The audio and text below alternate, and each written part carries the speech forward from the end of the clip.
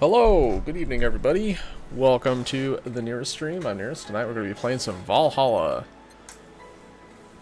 We're in the middle of chapter 2 right now. Day 11. We have 1 day to get $8,000 to pay our electrical bill. That's fun. We have 7,300. We just had to buy a mega Christmas tree for fucking $1,300 or some ridiculous amount. I already looked at this, but I'm going to look at it again.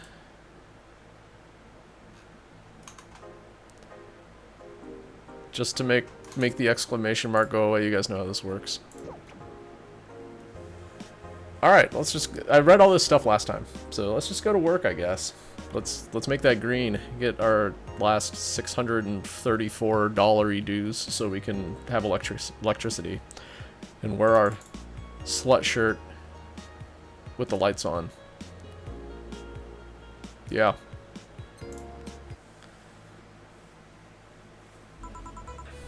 Good evening. Whoa, what did I do? What's that? Oh my god, is that a log? Did I just accidentally find the log? Hell yeah, I did. fourth session and I found the log. Thanks for having an intuitive menuing system, game. Anyway, how are you feeling? A little more soft and warm. That's right, Dorothy was sent home with Jill last night because Jill has been feeling down because her ex-girlfriend just died. Her ex-girlfriend who she still has feelings for. And left with some angry words. So, yeah. Come again? You heard me. So on a scale from steaming pile of shit to just sad, where are you? A sad pile of shit. Still hate myself, I'm still sad as hell, but how do I put it? The noise stopped. I don't know if I explained myself. Sorta, kinda. So, how were things last night? Cozy, I must admit. Can't believe you paid Dorothy for that. Well, if you want to call that payment, I guess. I called Dorothy to tell her what happened to you, and say she was really wait, hold on. Called Dorothy to tell her what happened to you, and she was really concerned. She stuttered for a second, saying that she had the whole night to go and she couldn't just leave for free. Asked her how much and she said, enough to pay for this soda I'm having is fine. How'd you get her number? I have contacts. Right. Anyway, Jill, if you need a second break or a drink or a hug, just let me know, you hear? Thanks. Dana's cool. Make you the same offer, but I'm guessing hugs from me are the last thing you want. If you need a bartender, let me know, though. Nice to know. Anyways, we have work to do.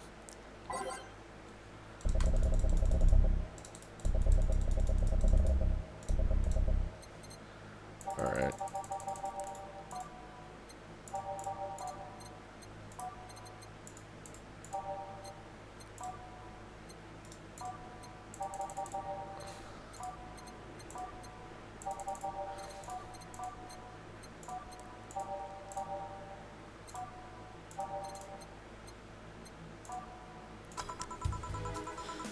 Time to change drinks and mix lives. Hey, it's nice to hear that again. Did you say something? Did I? Welcome to Valhalla. Oh, it's you guys. Hey, be more respectful. I brought my boss here. It's a big boss! Aren't you the part-timer here or something? My other boss. We're talking about the great Nacho Tumbleweed Jr. Boss, I'm taking my break. Know what I said earlier, but you haven't even started yet. Shit. So, what brings you here today? I want to see the place my best soldier is working at. Soldier? Wait, aren't you the dog I served last Monday? Oh, it's you, Dana. Soldier, why didn't you tell me you were working for Dana? No, that's not Dana, that's just Jay. So I'm guessing you're part of this whole Sierra thing. Part of it, I founded it.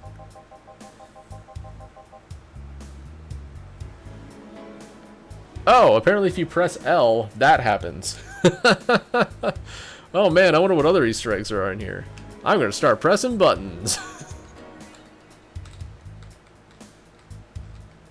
Whoa!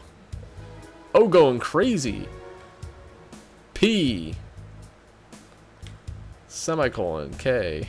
Woo! Why is Chad in my chat? Okay, L's laugh.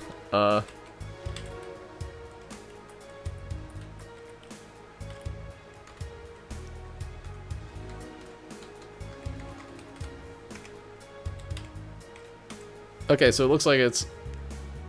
Is J something? No, it's just O, K, and L. Good squaw! Fuck yeah! Wait, is this tab? It's tab! Tab and scroll wheel. Man, I'm learning so much about this game today. Humans have the best intentions, they just don't get us. So I decided to create a place where dogs can be dogs. Here we can take in any dog without a place in this world. We created our own heaven on earth. And do you take corgis only? Do I look like one of those safe hard bitches? Of course not. I'd include other animals, but sadly I can only take those who are of the same species as I. So, dogs then? Sad thing is, I'd take them more seriously, but it's a talking corgi with an eye patch. Will you get anything? I'm fine, what about you, boss? Manly stuff. You sure? Did I stutter? Alright. A manly drink for the dog. Maybe I should just give him something bitter. No, we're getting him something manly. The most expensive manly drink I can find. That was 80. 160. 160. 170. 140. Okay. It's 13 things. This one is 10.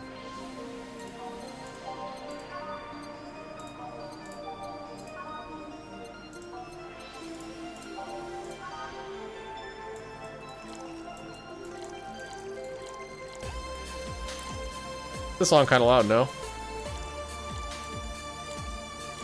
Maybe the other one was just quiet.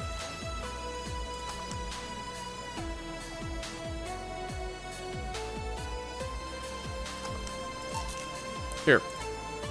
Yes, this is just what I wanted. Blah! This tastes worse than my own butt. Hey, you asked for it. This is a really nice place, you know. Picked a good place to work at, soldier. Thanks. Does he really get paid? Your efforts to keep Sierra afloat will not go to waste. We'll make her better and better. I mean, we're pretty much on the verge of closing. Can boss really afford that?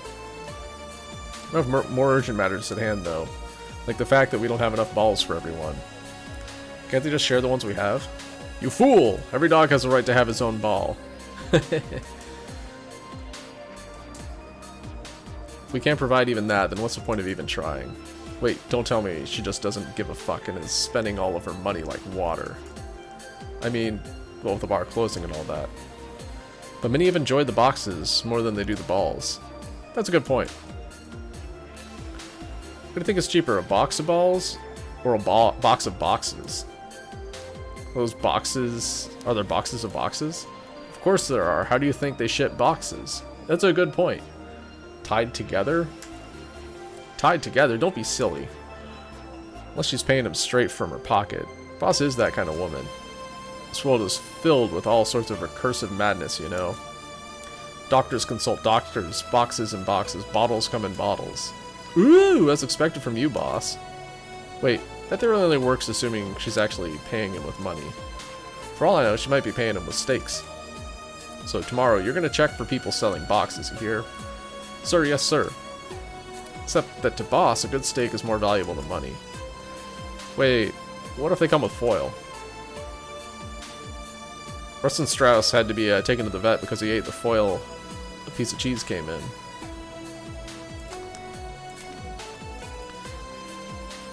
Curses, you're right, we need a contingency plan. I should probably just leave Jukebox on. Besides, boss is not one to scam people, let alone a dog. I wonder if we can strike a deal with the vet those safe hard bastards use. She's always so nice to us, with us. I know, her smile is so cute too. So it's better that we vet for a vet? Yes. Put that on the list. Ah, Nacho. Oh yeah, I forgot you knew the dog. Are you staying for a while? I was just passing by. I've got some errands to run. Great. Gil can go with you. I can? You will. Still get paid for today, right? That depends on Nacho's evaluation. Alright, Greenhorn, let's get going. Sigh. Oh, I paid him anyway, by the way. Just wanted to mess around with him. No, that's not the problem here. Why make him do that? Gil looked like he needed to take a good break. He's the kind to just not accept such a thing. But with Nacho, he'd have something to do, and he'd be away from the bar for a bit. When you put it that way. Anyway, I'm going back to my office. Boss sure is nice. Glad I'm working with her too. Yeah. So you having anything? Actually, I'm just gonna go sit over there and be on standby. Await orders. Okay. Shit, I missed a chance to ask how or even if he gets paid with money. Man, I sure need to get wasted. I fail to see how getting wasted will make you feel better. Sheba! For fuck's sake, you piece of scrap. We just got out of a building full of dogs. But this one has a Hawaiian shirt and sunglasses. Hey there, robot. And he talks. Welcome to Valhalla. Hey, Jill. Give me a beer, will you? Gotcha. Does Deal want anything? Okay, roll. Sir, yes, sir. So cute. He's fine. Just a beer, then. Friday after work isn't just a beer, though. It's the beer. Can't argue with that. I can make it big for the heck of it. I think I might. It costs more. More profit.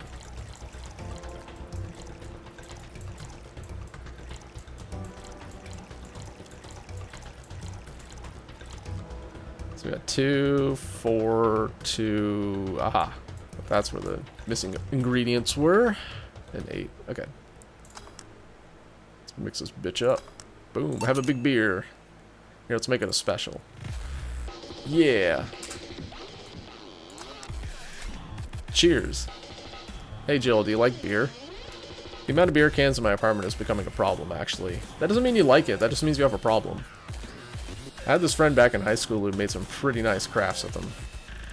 I'm still in contact with him if you're interested. No thanks. The last thing I need right now is more crap taking space. So how are things up at Dogtown? Well, that Laura girl is stirring things up, for better or worse. For worse? She's, like a rabbit. What, fucking? An overtly politically correct rabbit. Rabbit?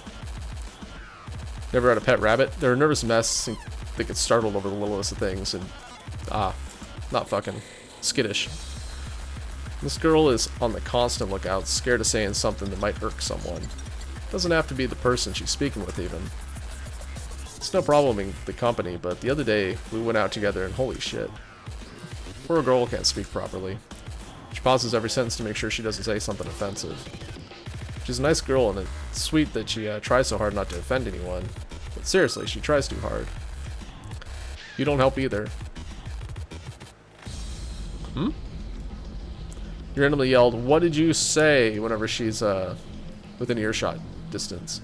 Oh, that's right, Betty's an asshole. I forgot about that. Yeah, well, it's just that she looks so cute when she's startled. Like a rabbit. Raises up the question of whether she's really like that. Or if you're the one making her wary of anything she says. Well, why don't we test that? How? You go out with her. Why? To test if it's really me who makes her like that. Not like you can say no, you know. I mean, it's my honor that's on the line here. I want to prove you're only talking shit about me. Even if you're right, you have quite the fixation on that girl. She's fun. Fun how? She actually reacts when I tease her. Betty's an asshole. Boo. Hey kids, wanna die? You take it in stride, but she actually gets startled, squirms, and then gets uncomfortable. How's that any good? Just cute and your reactions are cute. But if you keep it up, she'll either leave or get used to you. You know, like me. Shit, you're right. I'm gonna save my teasing for when the moment is just right then.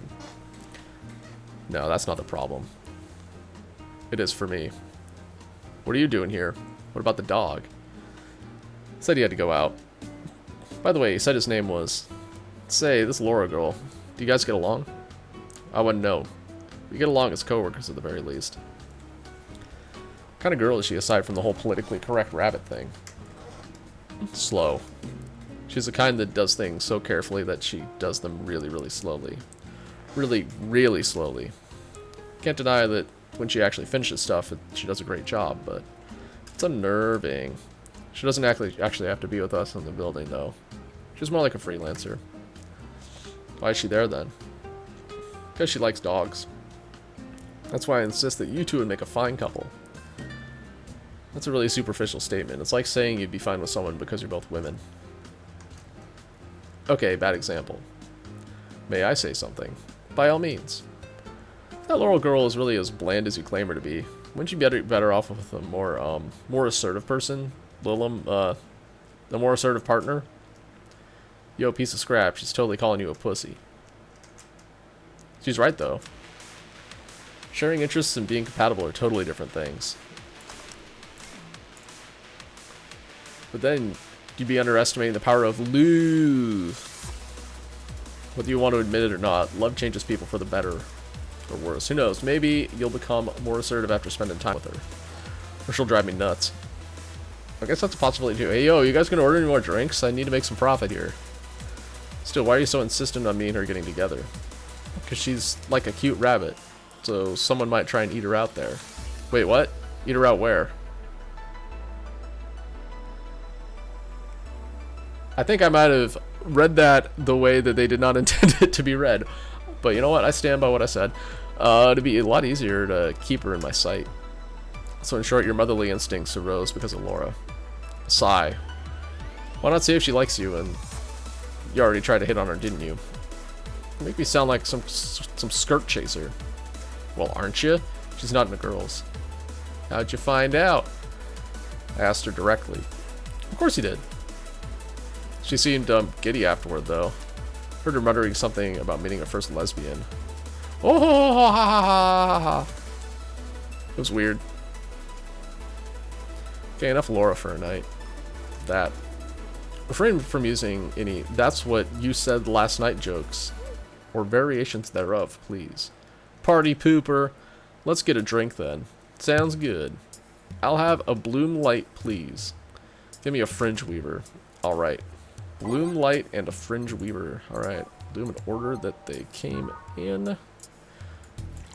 It's so unnecessarily brown.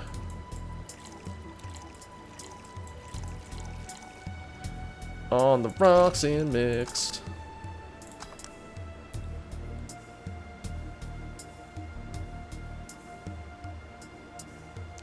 Ah, it's both aged and on the rocks. I see.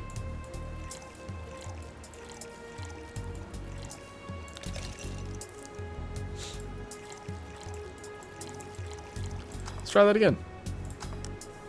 Okay. Next. And a Fringe Weaver.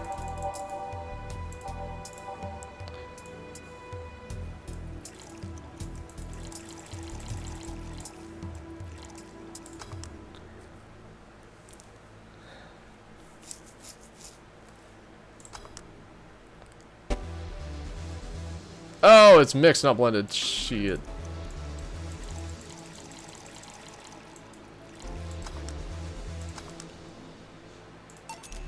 There you go. Wonder why it's called a Bloom Light. Seems it was first developed at some video game event. The creator said something about making the attendees feel like their customers do. Said attendees were, of course, part of some big games company.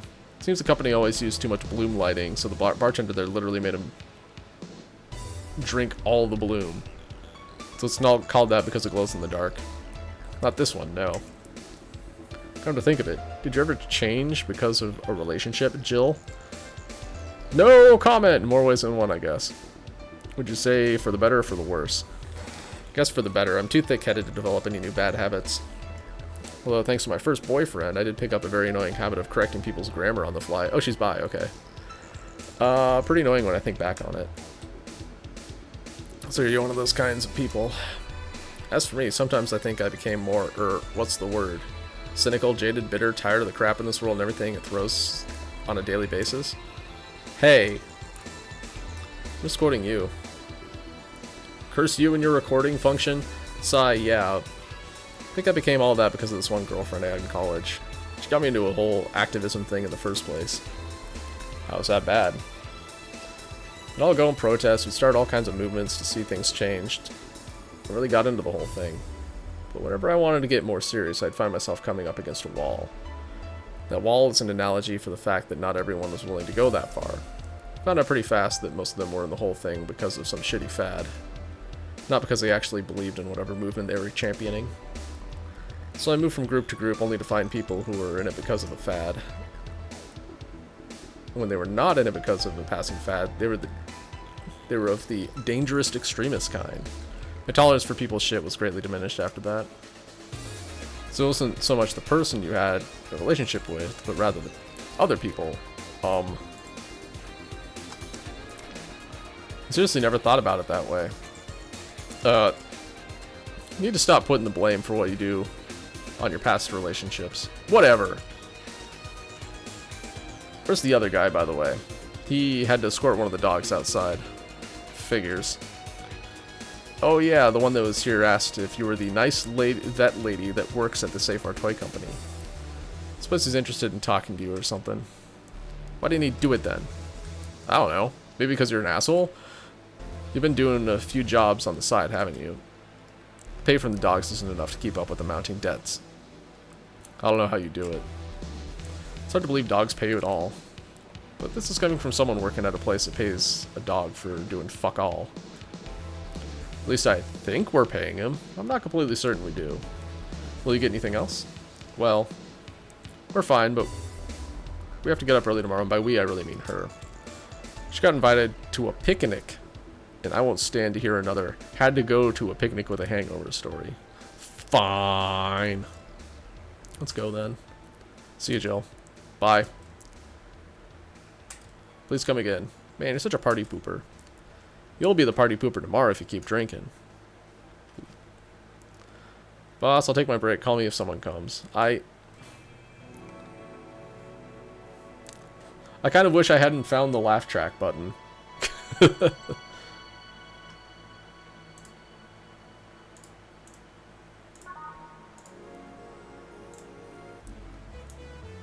No dogs in sight.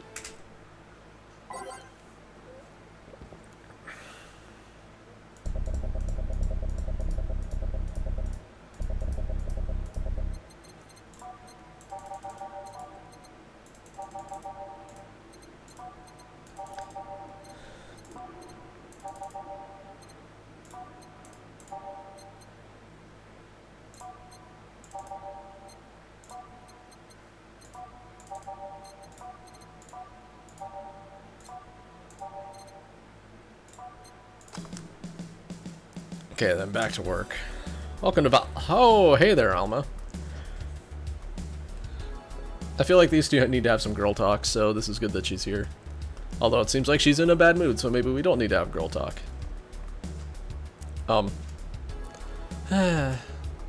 She seems down. Maybe there's something I can give her to cheer her up. Oh, no. I don't remember. What is she really? She likes Brantinis, right?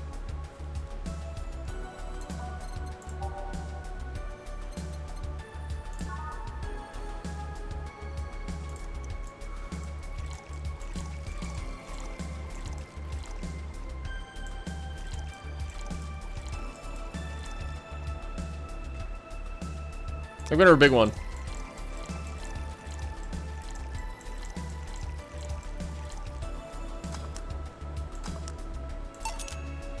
Hey. And this? It's on me. No! It's coming out of my paycheck. Drink so at least you'll change your expression. Why not just say you're worried about me? Got the message anyway, didn't you? Heh. So how is it? Brantini, so you do pay attention to what I asked for. Yay, I remembered! You have quite the fixation with Brantinis. To be honest, they suit you. Hey, you want to hear a silly story? I love silly stories, tell me please. When I turned 21, my dad and I went to a bar to celebrate. Just him and I. He told me to dress well enough that he looked like my sugar daddy. Gross. It was a fun night. We pretended at times we were dating. I managed to blow off some steam about my mom. But the highlight was him ordering a Brantini for me.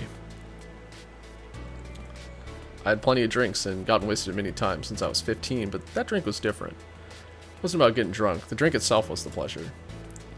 He too said they suited me better. It suited me somehow. Oh? Ever since that day, he called me Brantini Girl from time to time. That sounds like a cool guy. You should meet him sometime. So, why are you deflating? Deflating? I got sad and started sighing repeatedly. My grandpa would warn me that I would start deflating like an old tire if I kept it up. Hehe. So what is it? Was it the news about people dressing in bunny suits after the whole Alice_Rabbit boom? Nah, that's old news. I mean, it is a problem, but such a thing would only annoy me. Say Jill, how's your mood right now? I want to ruin it by blowing off all my stored steam. Oh, her mood is terrible. Silly Alma, I've been feeling like utter shit the last couple of days. You can't make me feel worse. So go ahead, unwind all your worries on me. Trauma dump away. Don't say I didn't warn you. Okay, so remember my sister Diana? The one that separated from her husband and forgot her kids while fucking her way around or something? Perfect summary. I'll use it next time. Didn't tell you the whole story. More specifically, that she threw her husband out after months of abuse. Oh. However, that woman is incapable of getting a job and maintaining herself. And I mean that. She never even thinks about selling some stuff or trying to earn her bread. She just expects a guy to do it all for her.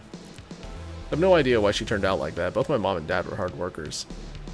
They even started a small shop to have something to do after retirement. Huh.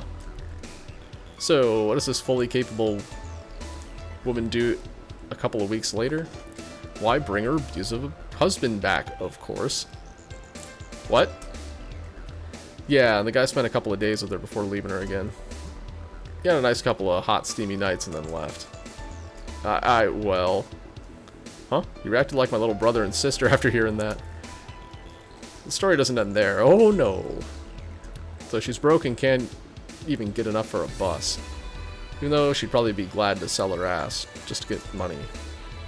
It's up to me to pick her up. For the last couple of days, she left her kids with my parents. Being such sweet angels, they've made a mess out of the whole place. Bernardo and Ava are actually staying with me a couple of days to give them some space. Doesn't help that I never got along with Diana. So we're in the car and she asks how her kids are. Of course, after all the built-up tension, I just exploded. First, I started ranting about how her kids are growing up seeing some messed up stuff. Start scolding her about not taking responsibility, about not taking proper care of her children. Tell her that she's in no place to have all these escapades. After all that, she just says, "What the hell do you know? You don't have any kids." "But I have a stable wife." "Maybe I'll take yours." "Yeah, you slutty skank. I don't have kids, but I'm not broke just because I refuse to take a job. I don't have kids, but I'm not leaving them in the first barely familiar house I find. I don't have kids, but I'm not letting the guy that hit me on a regular basis back into my bed. I don't have kids, but I pretty much raised Ava and Bernardo, and they've turned out pretty damn well." Cute. "I don't have any kids, but I'm not a cheap whore." Ah! Damn. I don't know what to say. It's nothing to say. Thank you for letting me rant. I love my family and I put them above all else. But Diana is seriously pushing the boundaries of what I can allow. Any way I can help? Alcohol? You just did. Eh? I know who I'm dealing with. I'm not one to let stuff like that get to me. I'm still angry as hell, though. I couldn't just discuss this with any of my family members. Can't tell my mom your daughter's a slut. I just need to get all this out of my chest, you know? Well, from what I see, there's still a lot more to get off your chest. It's swollen as fuck. Nah, all you see here is filled with love and dreams. Is everyone in your family as busty as you? Worst offender is my dad, actually. Moobs! Kidding, kidding. Guess the only one that didn't get the big boobs gene was Ava. She insists on getting surgery or genetic treatment, but I tell her she's fine the way she is. Fine as justice. These can actually be more of a hassle than a blessing. And poor Bernardo, his breasts actually started growing when he was 8. I just hope I don't take too much from my mother's side of the family. My father's sisters still look quite young, but when menopause hit, my mom lost her looks rather quickly. Any good genes from your family, Jill? Who knows? Good enough skin and hair, I guess. I gotta sneeze.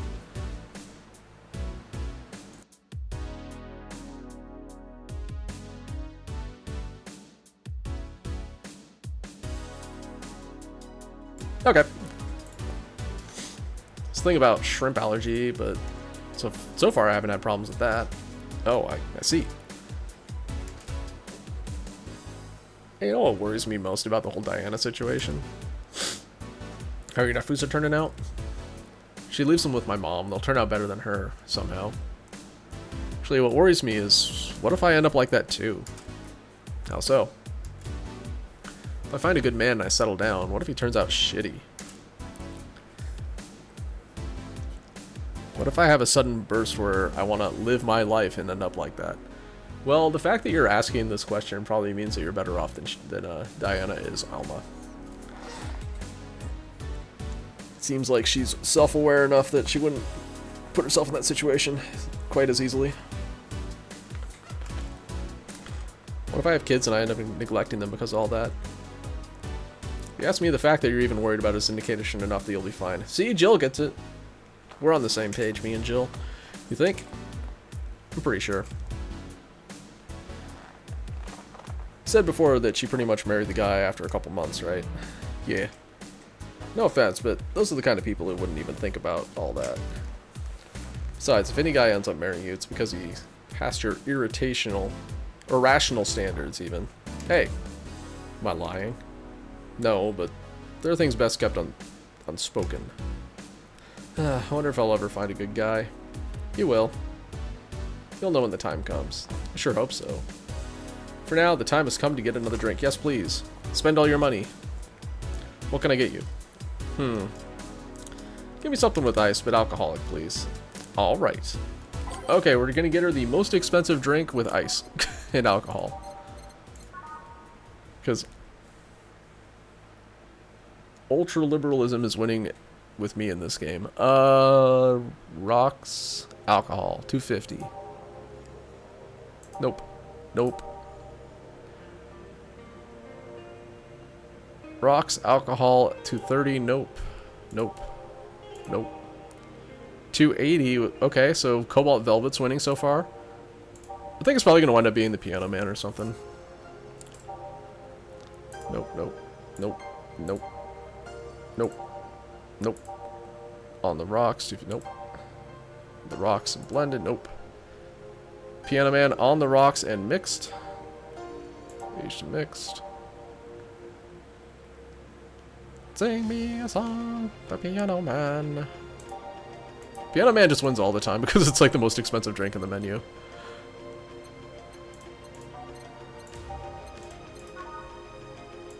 And I'm greedy.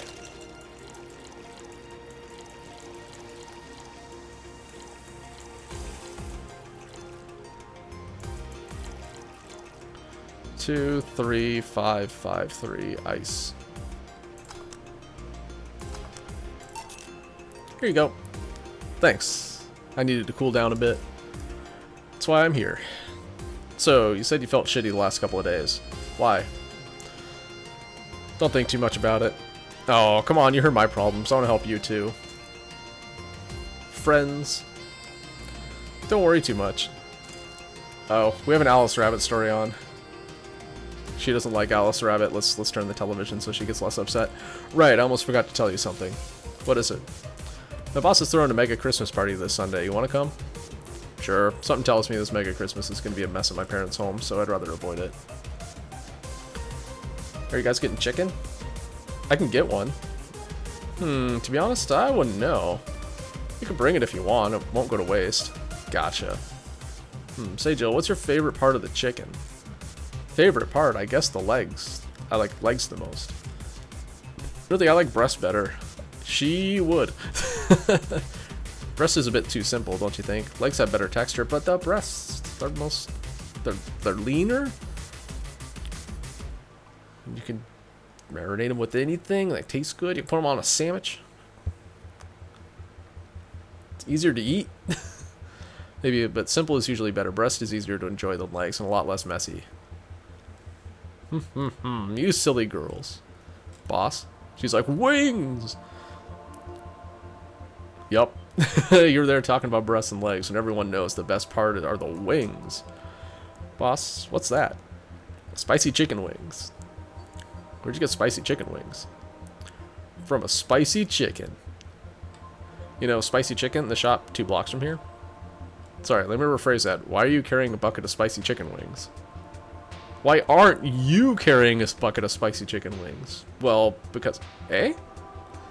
Thought as much. Yo, Armitage. Alma. I know what I said.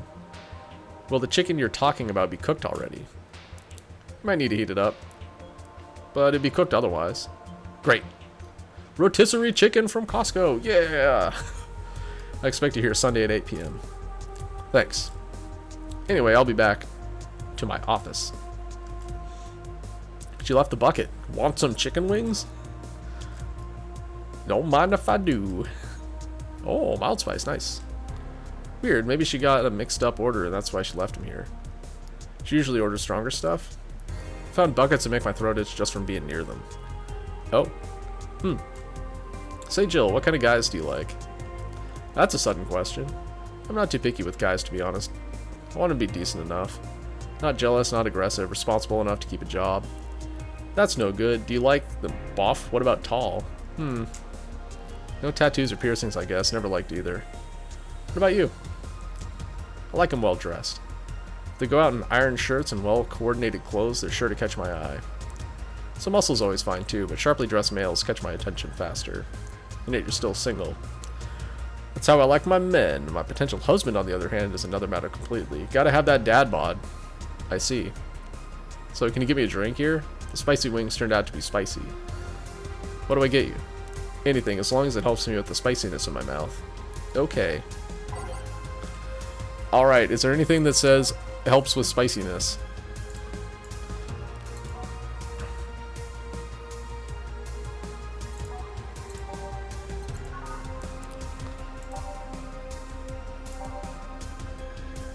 I think there is one that says something about being soothing.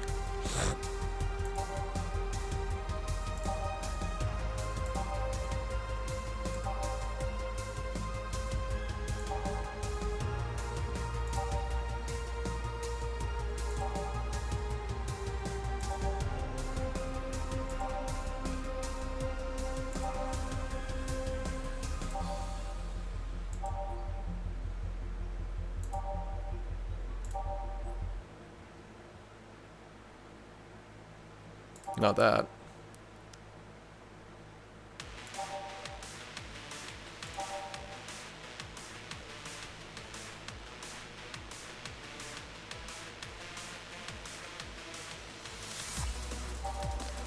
I'm gonna make a sunshine cloud. Because it talks about chocolate milk. Milk helps with spicy food. Ergo, this is the drink to get. Sure, it's... Here. Get zooted.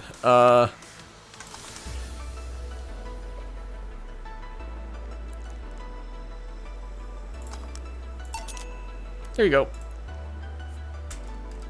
Cough. Not the most pleasant thing, but it helped. Alright, so next question. What kind of girl do you like? You first. Sorry, I don't swing that way. Sure, I have no qualms about saying a girl is cute or cool, but...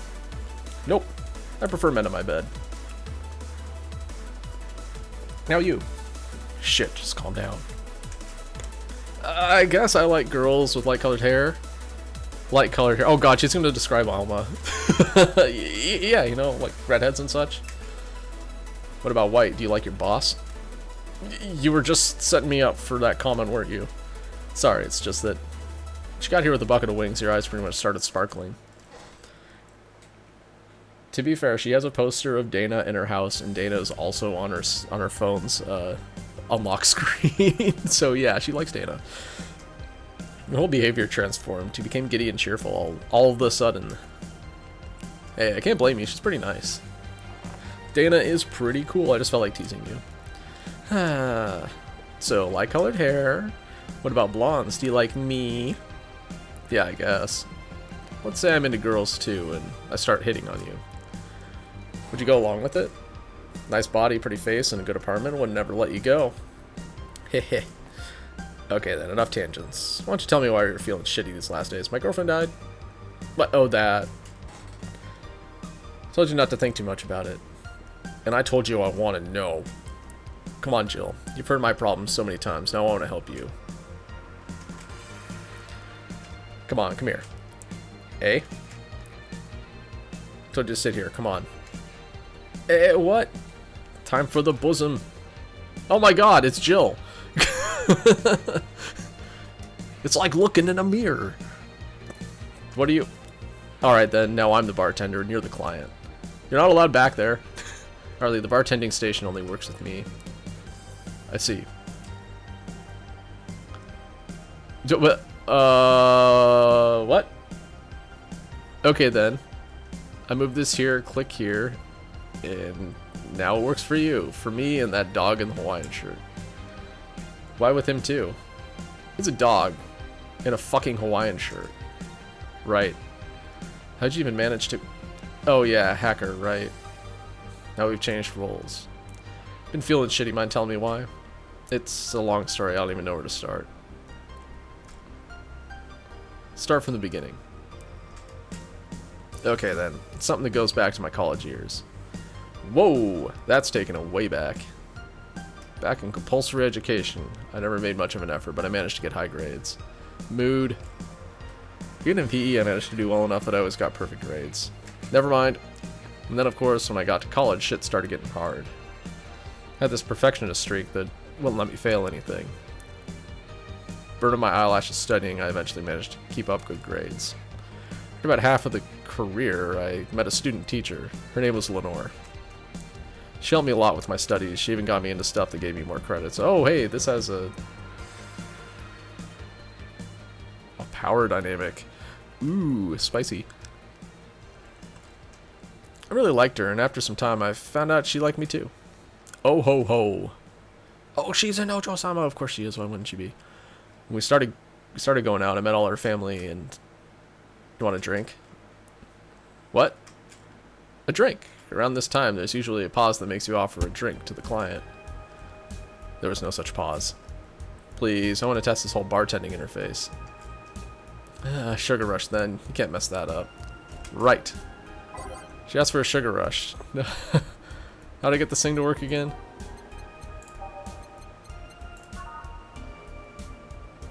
Alright, she's on the clock, so she's not going to get zooted. We're just going to... Here. Thanks.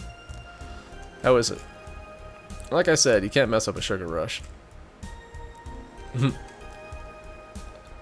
have this gut feeling that with your body, you make a better bartender than me. You sell yourself too short. You're cute, you know?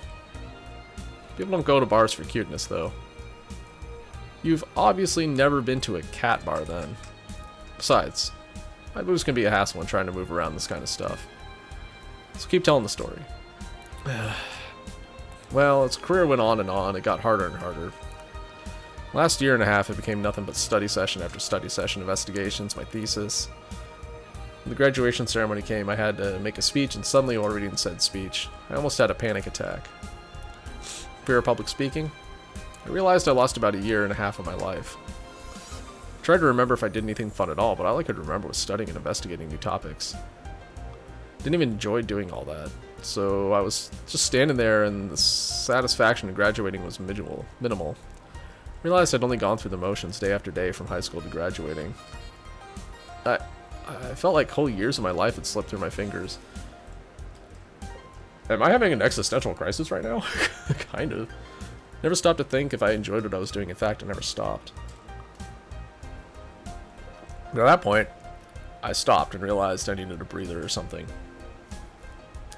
Did I even like that career? It was all terrifying as hell. I have these thoughts on a daily basis. This is actually getting closer to home than I'd like. Anyway, I needed all of my strength to not start running like a panicked mess. Sigh. So a couple of months later, I get an offer to start working at this big research facility. Lenore was ecstatic. She was so proud of me back then. I was just scared. That'd be my job. I'd spend my life expanding on what I did during that year and a half. What if I had a sudden realization like the one I had at graduation, but when I turned 40? Again, this is hitting close to home. I didn't know what to do, but I sure as hell wasn't taking that offer. I told Lenore and she freaked out. She confessed that she was jealous because she never got such a chance. Things devolved pretty quickly. She said one too many things, and I said one too many things. In the end, I just stormed out of her house, and I broke a vase in the process. After that, I never spoke to her again. Damn. Sorry, I suddenly feel bad for pushing you to tell me all that. Oh, it gets worse. Why are you feeling shitty about that after all this time, though? Unless you've been feeling shitty for years. I have, but it's not just because of that. Eh? The other day, Lenore's sister, Gabriel, came to this bar. Apparently, Lenore died last week. Localized nanomachine rejection, a heart attack. Apparently, she had it for a long time, but never told anyone. And coincidentally, it got worse after I left. I just can't stop thinking about it, wondering if me being there would have made a difference. If it's true, she had that for a long time, why didn't she tell me she was sick when we were together? I don't know, I just feel like all kinds of failure. Jill. To make it worse, I also lashed out at Gabby. Yes, she was blaming me for her sister's death and all, but she's just a kid for fuck's sake. She lost a sister who pretty much raised her on her own.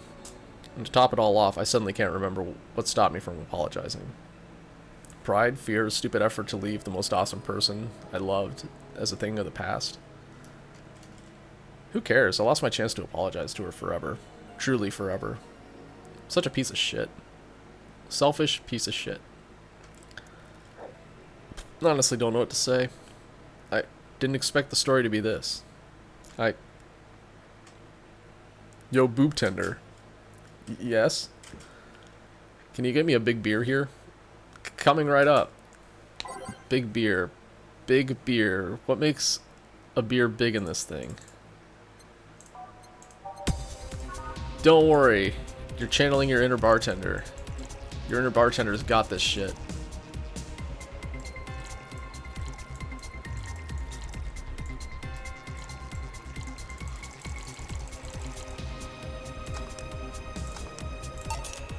A big beer for Jill. Thanks. I need to remember to take care of the cans in my apartment. Do you drink lots of beer? One of the perks of the BTC-issued liver implant is that I can drink lots of beer without getting too wasted. Oh! Hey Jill, what kind of girl was Lenore? Well, she was calm and smart. Back in college, I was too thick-headed and got riled up easy. Stressed was my default state. So, just like you're behaving right now. Shut up, that was worse. Can't picture that. Don't, it's embarrassing. Anyway, she was always there, finding a way to cool me down. She was also able to hold conversations about pretty much any topic. One time, I saw her go from talking about video games to talking about sports. Because she was playing FIFA. All that variety while still being a hardcore scientist. She would always push me into social interactions. If she saw me by myself, she would drag me with her. Oh, she's your pocket introvert. Oh man, that would be handy. Pocket extrovert, excuse me. Watching people is fine, but talking to them is better, she would say. But I don't have anything to say. Lenore would always present me to her many acquaintances as the girl I don't mind cuddling with for hours. Man, I'm gonna miss her. After a point, I didn't even think about getting back into a relationship with her, but she was such an awesome person, I just wanted to apologize. And now, sigh. You know, in a cruel twist of irony, she's the one that made me pick up bartending. Oh? Back when I was thinking what the hell to do with my life, I remembered a night we spent in a club. She started talking about how the drinks were synthesized, the chemistry involved, and the reactions and all that. Everything sounded so fascinating, I remembered saying that her talk made me want to start mixing drinks. She said if everything else fails, why not take up bartending? Huh. Interesting. Are you okay? There's some value of okay, yeah. It's just... Wanted to thank you, Alma. Thank me? Guess I needed someone to tell all this to, and you were the one. You volunteered yourself. You insisted on listening to me. You stood there listening to the whole thing from beginning to end. I know I might not be the most expressive person, that I'm not one to spout love and fluffiness, but I really like you. Maybe I'm just a bartender and you're just a client. But I really appreciate your friendship, or at the very least your patronage. I really enjoy working for you. Jill, are you dying? Shut up! I'm trying to have a heart-to-heart here. Sorry, it's weird for you to get so sappy. Well, I just realized that the saddest thing is how I'll never be able to make amends. It hurts like fucking hell, you know? I never, and I mean never, want to feel that way ever again. I don't want someone to suddenly exit my life and have my last memory of them involve something nasty. I don't want the lingering grief of having burned a bridge on a whim. I want to avoid that at any cost, and if it means breaking character every once in a while, so be it. I'll let everyone know how I really feel about him. If I ever fight with him, swallow my pride and muster all the courage I can to be the one to apologize. I hate feeling like this. Hate it. Hate it! Hehe. That's a nice resolution. Maybe I'll be a copycat and do the same. Alright, enough sappiness. Get back here. I'm on duty, you know. Fine. It's almost closing time anyway. It was fun while it lasted, though. Hey. Yeah? I mean it, you know. Thanks for everything today. Silly Jill. You listen to my problems and I listen to yours. That's what friends are for, right? Right. I'll be leaving now. Oh, before I forget. Did you ever talk about all this with your parents?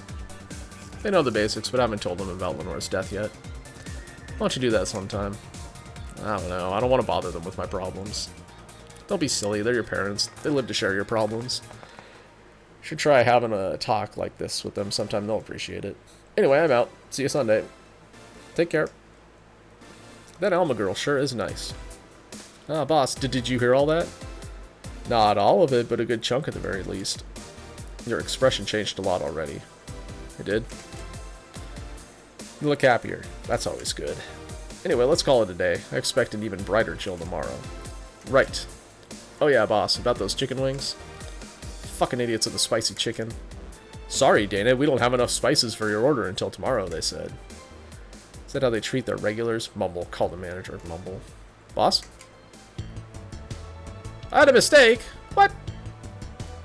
Well, you know what? I have enough to pave my electrical bill. Boo!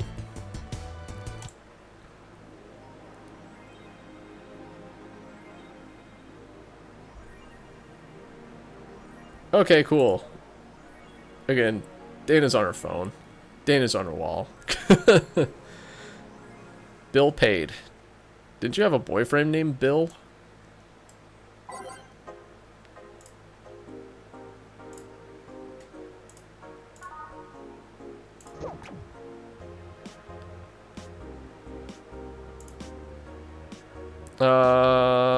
I think we read Monster Girlfriend Shirari, so let's go Gland SRAM Fighters. Is anyone into wrestling here? I became a huge fan of GSF very recently. It's a really solid product. Emo. Much better than the E. I like the match quality, but I wish they gave importance to the mid-card. They're still forcing 66 American Kid to the main event. Yeep! He's going to face Yusuke at the Dome show. Ugh. Why don't they push the great DK instead? He's much more talented than 66, because American Kid actually moves merch unlike your indie darling. I want to marry Yusuke. Who's hyped for the Women's Championship? That one should be the main event, not the turd we're getting instead. 66 is pretty good, just watch some of his work in Japan. Everyone tells me 66 is better in Japan. But all I see is locks and arm bars. Nothing that impressive. Wrestling is fake. What? No, no way. Model Warrior Julianne returns. Amazing. I didn't... Now, how I know all the words and yet I understand it or something. Wait, is that off of this one?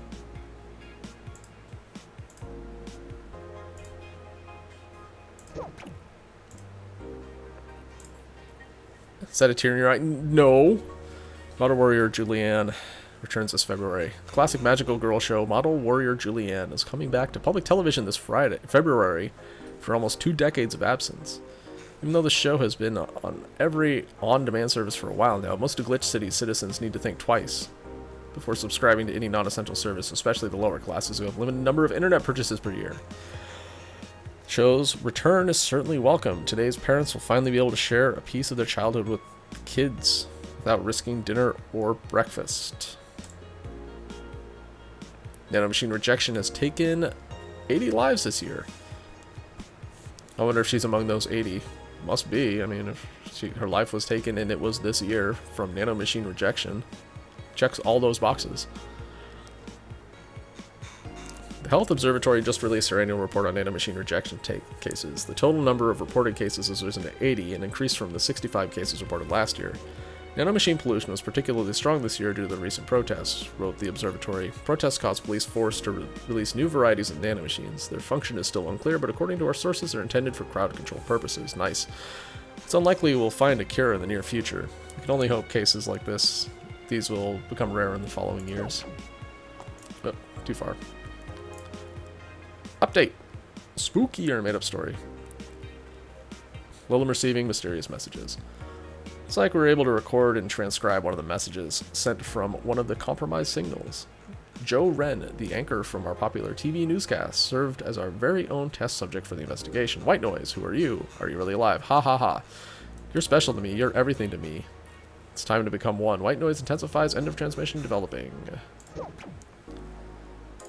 Alright, let's go to the shop.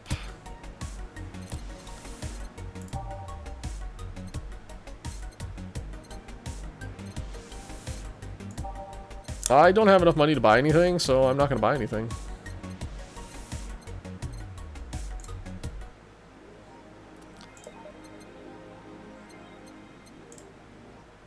Going to work. Good evening. Ah, hey Jill. How are you feeling? I won't say good, but not bad, I guess. That's nice to hear. Where's Gil? Did he run away again? Nah, I have him on an errand duty, buying drinks for tomorrow. That sounds weird coming from the owner of a bar. Every drink from here will come out of our own funds. So if we're going to spend money, we might as well get more variety. Besides, these kinds of walks are always good for Gil. You're the boss. It's coming so far. Well, there's the 3 of us, the dogs. You invited Titty Hacker. Gil invited Jamie. Oh yeah, I also invited Dorothy when I called her to spend the night with you. Yeah, Dorothy seems like she should have been invited. Yeah, sounds good so far. Invite anyone else you feel like inviting. The more the merrier. We should invite Stella and Say. At least. Could, but I bet everyone's made plans by this point. That's true. I'll be in my office. Call me should anything arise. Alright.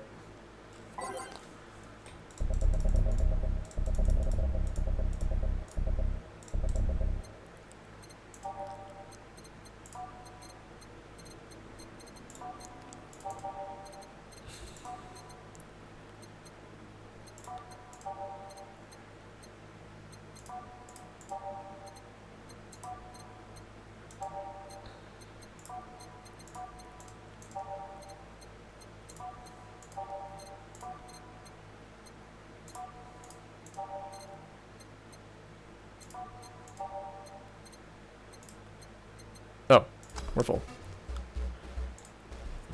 Wait here, I'll check inside. Welcome to Valhalla. New people! Oh, a BTC bar. Excuse me, do you know where the Athena Convention Center is? Why does that place make people get lost so easy? Should have called it the Minotaur Center. Hold on. Let me scribble directions on paper. Thanks. Go to the right when you see a building filled with hobos. This should be it. Thanks a lot. Anything else I can help you with? What the hell, I'll have a drink. What about you? A Brantini, please. Right. The girl asked for a Brantini, the Lilum freaks me out. Okie doke, let's get a Brantini then.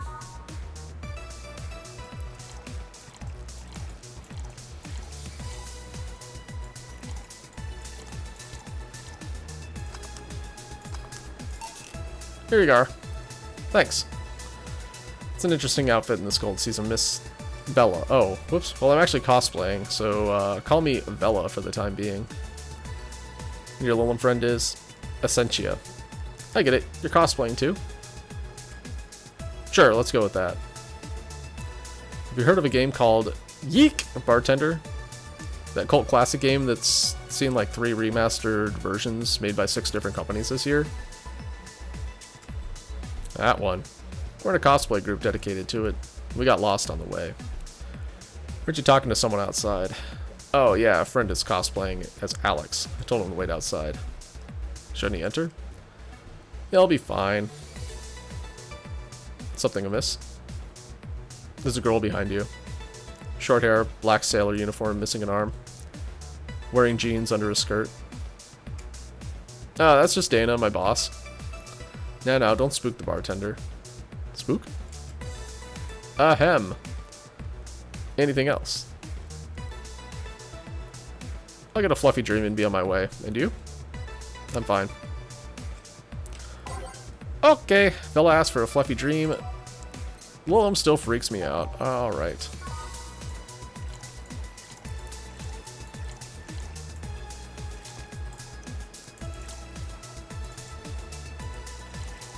Three, whatever.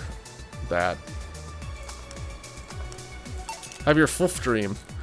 Here. Yep. This is the thing. Seriously though, did you leave your friend outside like that? He'll be fine. He started chatting with one of the vending machines. They were talking about R&B music. Does your friend prefer the 80s or the 90s? 80s, I think. Did I say 90s? I think it was 70s. Whatever. Oh, shit. Boss, DD, R&B. I'm coming. You see, DD is a 1970s purist. He has tased people for even liking 1980s R&B before. You got tased. Oh god. He'll be fine. Vending machines have very weak tasers. He'll be confused for a couple of minutes, but that'll be that. Should go check on him though. Right. Thanks again for the directions. Please come again. At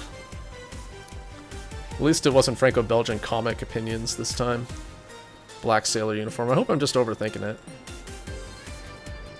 More and more importantly, though, jeans under a skirt? Welcome to Valhalla. Oh, hey, Dorothy. Oh, hi, honey. Oh, there she is! Are you okay? Just kind of wandered in here. I guess I'm a bit distracted. Can Lilum just wander? Can I get you something? Oh, a sugar rush. Yeah, that. Right. Oh, God. The drink that cheers her up. Oh, no, I don't remember.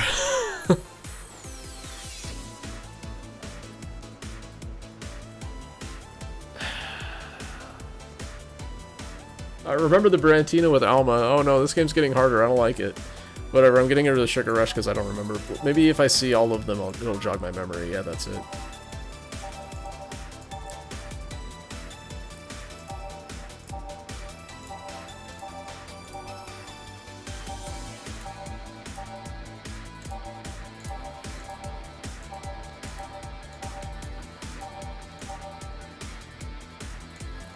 Sorry, I'm a bad friend.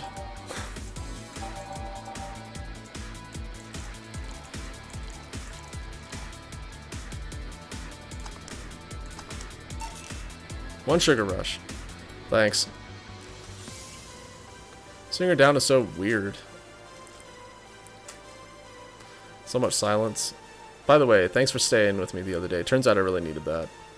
So, did you enjoy the soda? Oh, did you find that one out? Was it supposed to be a secret?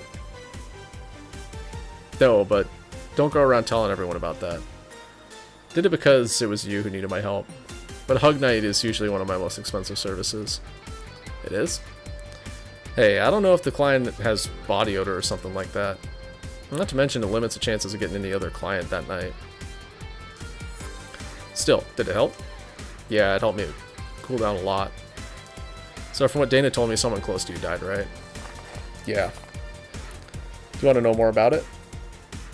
Do you want to tell me about it? I brought it up enough times already, I think. No problem then. You were sad and that's all I needed to know. Sorry for the loss though, I mean it. Thanks. Although, I've wondered for a while, do Lilum really understand death? That's kind of a rude question. Sorta, kinda. Our whole database is constantly being backed up in the collective source. Even if our bodies are destroyed, we can be deployed again with our personalities and memories intact. So our concept of mortality might be different. We do have a fear of death, though. You do?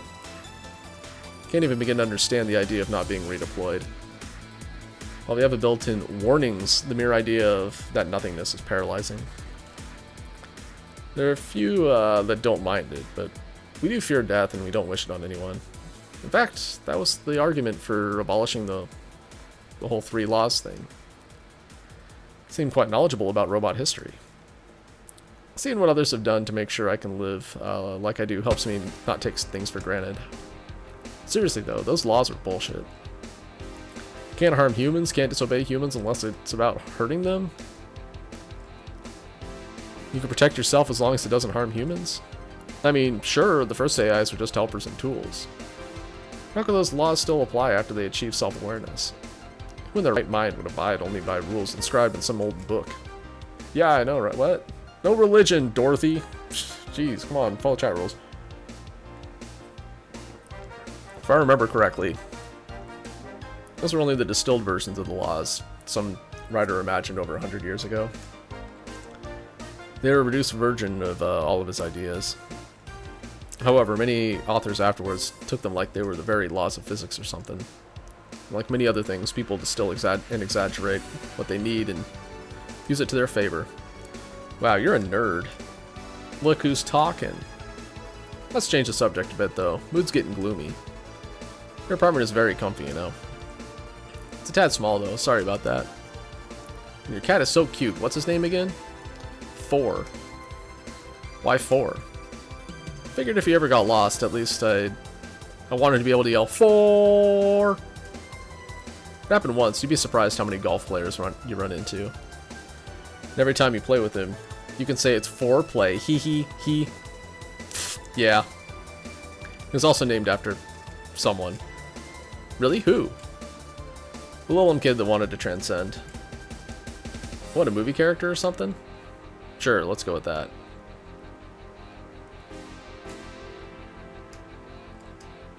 Want anything else?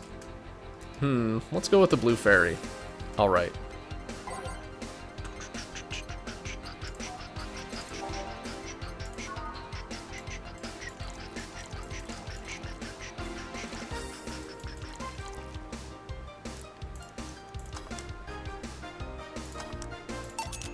Here. Why do they call it a blue fairy? Is it because of Pinocchio? I believe the name is based off of absinthe, which some call the green fairy. Oh, that makes sense. First versions of the drink were described as sweeter absinthe. Sadly, they had to fix the formula because people were turning green. Not blue? Bluish green. Seemed to have cheered up a bit there. Yeah, talking to you always helps me get my mind off things. Alright guys, I'm actually going to take a quick bathroom break here. We're going to leave Dorothy's happy face to greet you while I'm away, so I'm a BRB, and yeah. BRB.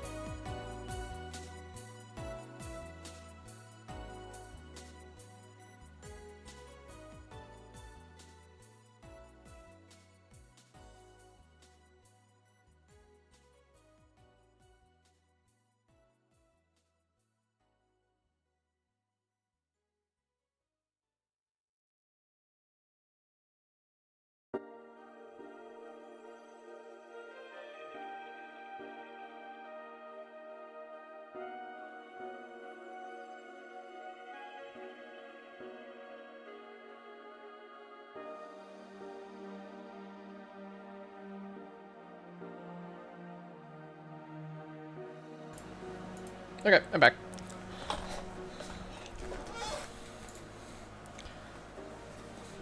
Dorothy likes hanging out with Jill because she takes her mind off things. Hey, there's something I've wondered for a while now. What kind of friends do you have? I mean, are they in your same line of work, or friends aside from you? Thank you. Well, there's Lawrence, that vending machine that's an awful lot of fun to be with. Once you get past his quirkiness, that is. Also met a lot of nice people working in the streets. From the top of my head, I can think about Nightingale, another Lilum. He changed himself to have fur and a more wolf-like face.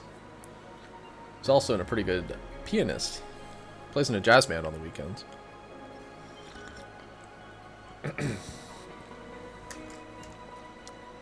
There's also a Nadira, a drag queen and owner of a club I've been invited to a few times. She has an animal shelter on the side. I help her with it occasionally. And there's also a sister Clementine, a nun from an orphanage. I go there sometimes to play with the kids. Well, that's something I didn't expect to hear. I also almost got adopted once. I was flattered, but it was weird. Oh, and it turns out I already knew your boss. Some years ago, what? I said too much. Client confidentiality and all that.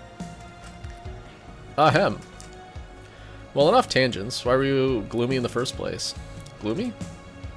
When you came in, I don't know if gloomy is the right word, but you were pretty quiet at the very least. Knowing how you normally are, it was pretty weird. Oh, don't worry about that. Just had one too many things going in my mind. Wasn't gloomy or anything, more like distracted, really. Well, I think I'll go now. Thanks for lending me an ear, honey. My boss told you about the party tomorrow, right? Yep. Wouldn't dare miss that. Okay, then. Alright, then. See you tomorrow. Good luck. Thanks. And that's that. Boss, I'll be taking my break. Alright, I guess I could have gotten to the break. Sorry, team.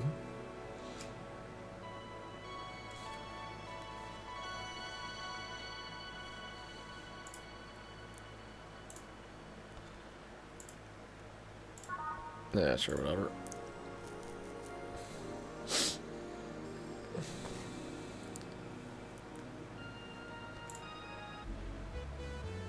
Need to remember to buy more cigars. Oh my god, there's a cool show on TV. We're watching that.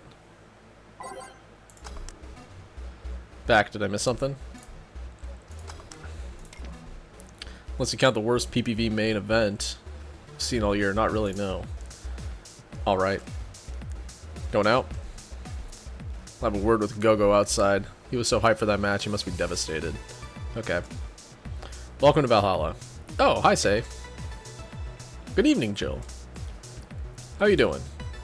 The nightmares have stopped, so I'm sleeping better. Ahem. How about your injuries? My bones are healing nicely. My wound's finally closed. The scars itch a bit, though. Well, that's good to hear. Are you by yourself today? Yeah, I'm running a couple of errands by myself today. I wanted to come here for a while. I also noticed the big guy from last time is outside. Buster? Stella doesn't want me being alone while I'm still healing, so she suggested taking him with me. Ah, I see. What can I get you? Something cold. Sure. Something cold for Say. Well, we already know what the most expensive cold drink is, so bad news.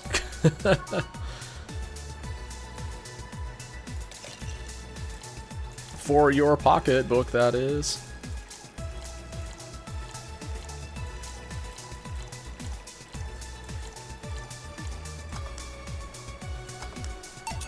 Here. Yeah, this is one. Why drink something cold when the weather outside is so cold too? It's not that cold, actually, but I've always had a decent tolerance for the cold, so I'm not a good reference. So, Stella isn't with you today? She's throwing a mega Christmas party tomorrow and is having a meeting today. Okay, I guess these two are out then. Fair enough. I'm just helping her by checking on some of the things she ordered. Here I was all ready to invite you to the party we're throwing tomorrow. You're throwing a party too? Sorry about that. Can't really say no to Stella. Totally understood. Come to the New Year's party. Maybe next time? If there's a next time at all. Don't worry about it. It's not a big deal. I want you to know that I want you to have a good time. Have fun. Drink a couple of beers in our honor. Heh, I will then. What are Stella's Christmas parties like? They're really big. There's lots of food and drinks and music. Sometimes there's too much food though.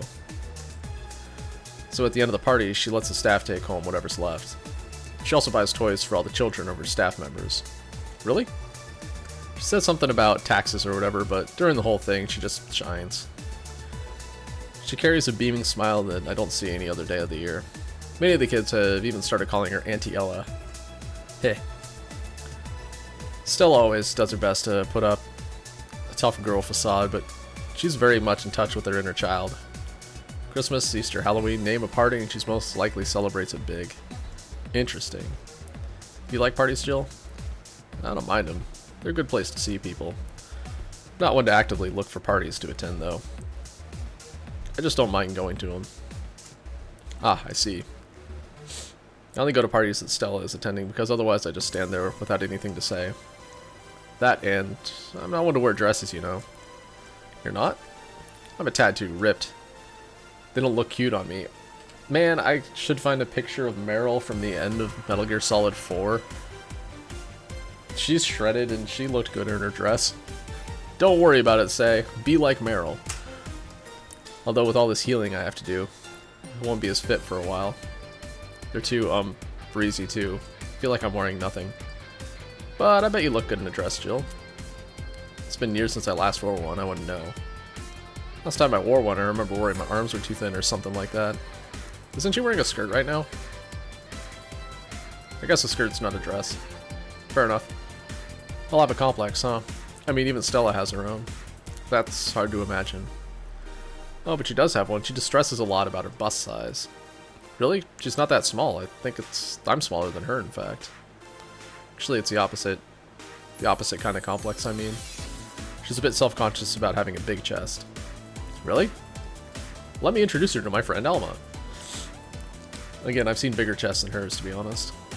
Although, I guess comparisons are useless here. They really help with complexes. Well, she does go the extra mile to hide it. In fact, I have no idea how she does it. I mean, I've seen her before and after she tucks them away, but I guess I never cared enough to ask her about the specifics. It's also why she goes out. Why when she goes out, she styles her hair in those, drill tails. Look a bit drilly, don't they? She styles her hair like that to help divert attention away from her chest. She seems affluent enough. Why not go through a reduction surgery? Because she also kind of likes having that size. She takes her bust size after her mom. Miss Carmine is quite proud of her chest. Puffing out your chest is a sign of confidence, and a bigger chest means more confidence to show. She just says something along those lines a lot. Still has quite the admiration for her mom, so I guess breast reduction would feel like betraying her? Huh. Making it sound like she's hiding J-cups or something like that. I guess in a taller or thicker person, her size would be normal. She's just shorter and thinner than the norm. Do you get self-conscious about your bust size, Jill? Not really. I've been more self-conscious about my height. It usually comes up whenever not being average height hinders me somehow. What about you? Yes and no? It's not my bust size, but rather that I look too manly sometimes. Again, don't worry about it. I can't help but wonder if bigger boobs would help with that. You're fine, don't worry. Thank you. Can I get you anything else?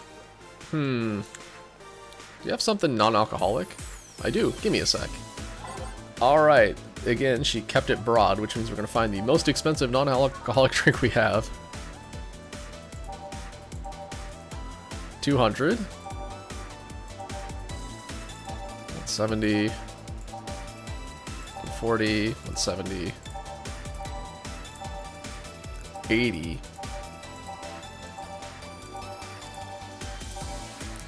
150.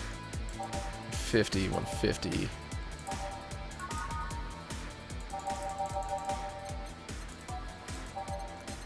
It's the Bleeding Jane, yeah. Okay.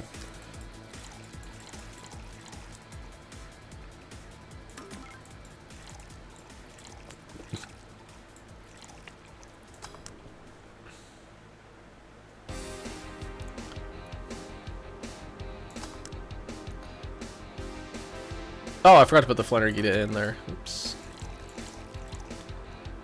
My mistake.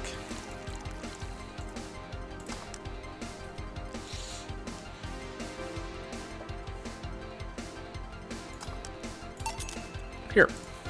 Thanks. You're not one to drink that much alcohol, are you? Makes me feel sleepy, or at the very least makes my legs go numb. It's an annoying feeling, to be honest. Makes me wonder what's so good about getting drunk.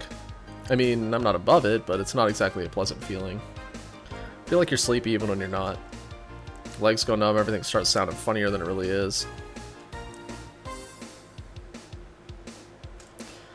What's so good about not being able to control yourself? That's a good question, actually. Usually people like feeling numb because that numbness helps them forget their problems. Even if we don't talk about alcohol, there's a portion of people that can't afford food. Or are suffering from some pain that only alleviates when drunk or high. Doesn't sound really logical on paper, but then again, humans are rarely, if ever, logical creatures. Despair and pain cloud your judgment and make you do stupid things sometimes. Yeah, I've seen that firsthand. This world has an ugly side no one deserves to be a part of. Ahem. It's also a matter of addiction, you know. Start just liking the drink, but then you need more of it, and before you know it, you're hooked. Oh yeah, that too. So tell me, what kind of party are you guys throwing? Nothing fancy, it'll just be me, Gil, Boss, a couple of regulars. They'll bring food, we'll chat for a while, and that's it. Man, that sounds so good. At least better than the whole planning madness Stella is throwing right now. If you ever throw something like that again, you should let me know, you hear? Sure. Hey, say. Yeah? What do you plan on doing now? I'm gonna check one last errand before going home. No, I mean, what do you plan on doing now with the White Knights disbanded and all? To be honest, I don't know. I never prepared a plan B because I figured if you can go with the plan A, why not just make it the plan... Or if you can go with the plan B, why not just make it the plan A? I'm not the brightest person, so I never graduated from college or even high school. Okay, I have a solution for Say. We might get there, but she has a sugar mama right now. She could just, like, be her stay-at-home wife.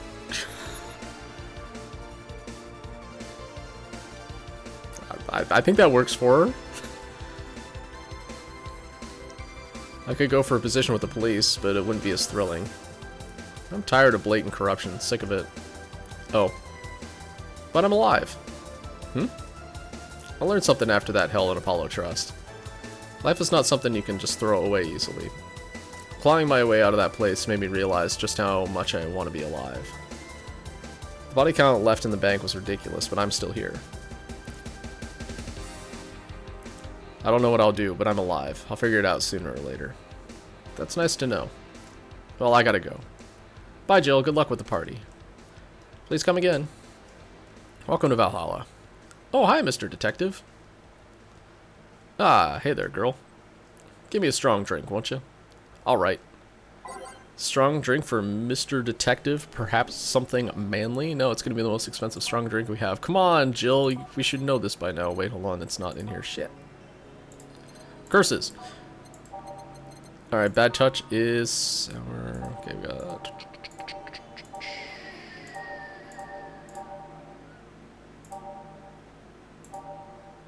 Strong. Fringe Weaver. Yes, that is literally just rubbing alcohol. Okay. Strong and manly, the gut punch. I mean, I guess. Mars Blast, strong and manly.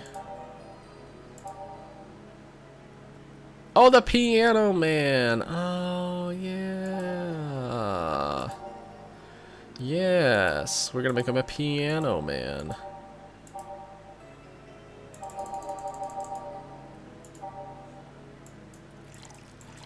When in doubt, make a Piano Man. On the rocks.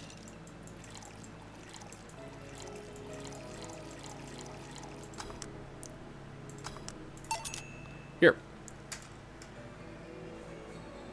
Not strong enough, kid. I ain't paying for this. You could at least try not to look happy saying that. So, what brought you here? Nothing special. I was just working on a case and I happened to be in the area. What kind of work? Tracking someone, a gun for hire. What about the girl? Crimson something. I am tracking that girl. Didn't you just get out of that job? I did, but the guy offered a huge amount of money and... well, I just couldn't refuse again.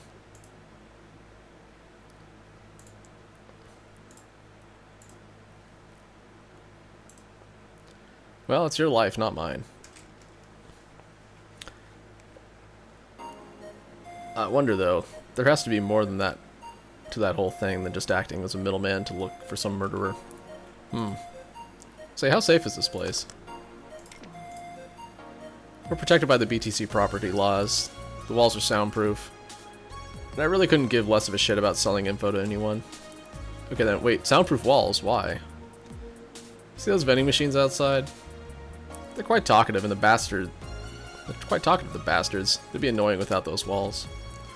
Alright then. Have you heard of Lord Lance Lavender? Nope. Some big name from Kanye Vania. Oh boy. His blood is apparently some weird reaction to Glitch City's nanomachines. Once in contact with the air, it does nothing. But if it's still fresh and touching someone's blood, the nanomachines will initiate a reaction. Essentially, they'll just eat through the other person's body until there's nothing left. They're using him as a guinea pig to see what causes that reaction and if it could be used to fight nanomachine rejection. Uh-huh. Well, it turns out the Crimson Rose is his daughter. She left years ago to earn her living here, and he hasn't seen her ever since. He could be lying, you know. Doubt it. Did my research, she really is his daughter. Why didn't you figure that out earlier?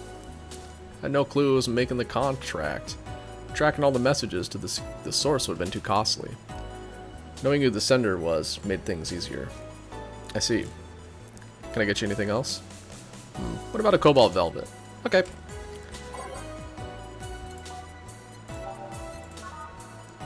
One, two, three rocks. 1, 2, 3, 4, 5. 2, 3, 5 on the rocks and next. Here you are. Oh, you actually did it. What do you mean, actually? Were you expecting me to mess up so you didn't have to pay? No. So I made you accept the contract anyway, keeping in mind all the risks you told me last time. Told me you wanted to see her again one last time, or at the very least deliver her a message.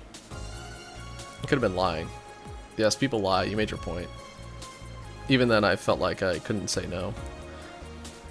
I mean, I know what it's like not to be able to find your daughter.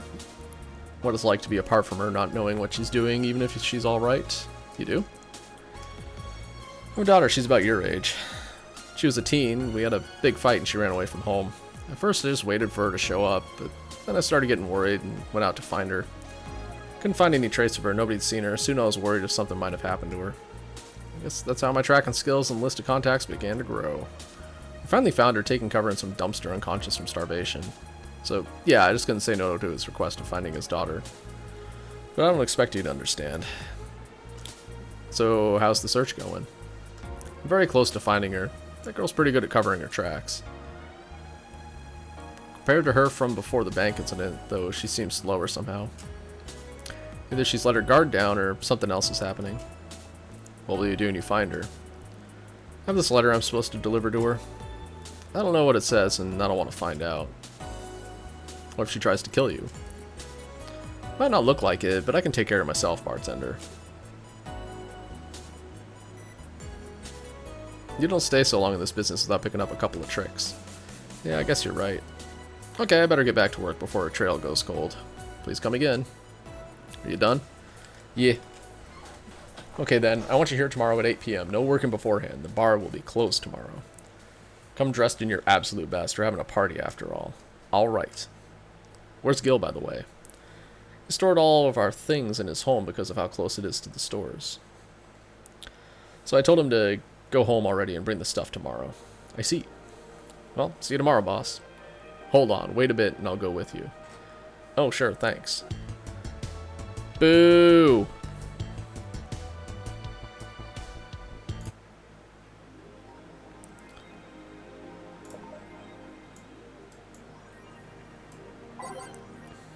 Oh, Miki has a thing! Dream person.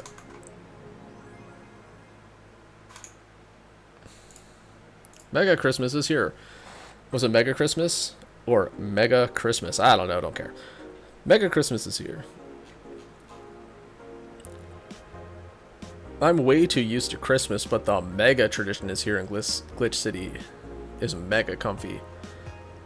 I know it's an incredibly absurd name and the holiday isn't any less crazy due to its origin, but I find it amazing how GC managed to replace the original festivities.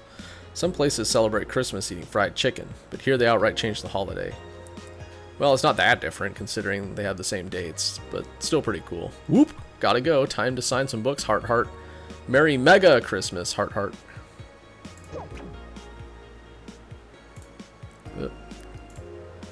Alright, since I'm fucking things off left, right, and center now, let's just do that. Yoru Yori is the best show this season. Wanna watch it? Anime's for nerds. Weebs. If you weren't a fan of Yuri or Slice of Life shows already, then be prepared to join the Moe Church this season with the premiere of Yoru Yori, one of the funniest shows I've seen in recent years. The palace of the popular Danger/U/ forums seemed divided, however. This is such obvious pandering. Remember when anime was about women doing womanly things and beating the shit out of each other? What is this trash? You girls are just haters who hate their lives, smiley face. I'm gonna marry Sheena Sue. Wake me up inside. Wake me up. Can't wake up. You can catch YY, I see what they did there, every Friday on RSTV. Is it sexist to have an army of robot women? I'm pretty sure Kanyevania went through a demilitarization before. The ones without artificial intelligence, mind you. The King of the West, Kanjay, from the western nation of Kanyevania, has approximately 6,000 robot soldiers, all of whom look like the hottest girls around. But is this a show of quirkiness from the wacky dictator problematic?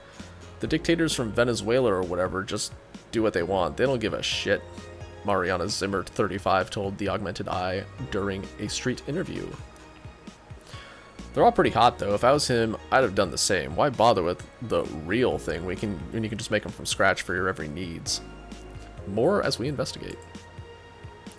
Oh, more updates. Spooky a bit, yeah. Okay. Lilum receiving mysterious messages. Messages have suddenly stopped and everything is normal again. Still, we can't stop wondering what's the deal. Was it just a prankster or someone who just discovered how to subvert public communication channels in Lilum? Either way, some reports indicate that Lilum behavior has been rather unusual of late, though we can only imagine the confusion they were going through. Not the first time. Let's not forget something similar happened 5 years ago when Lilum advancement was at its historic high. Fortunately, nothing came of it. But will it happen again? Time will tell.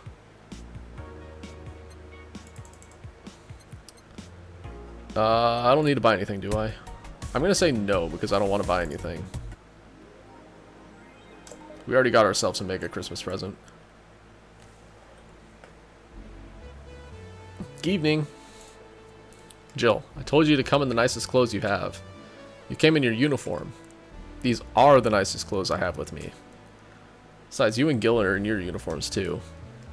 Well, I can't really show up in casual clothing. I'm being monitored. What about the kilt you wore that one time? Still surprised that one didn't break the dress code somehow.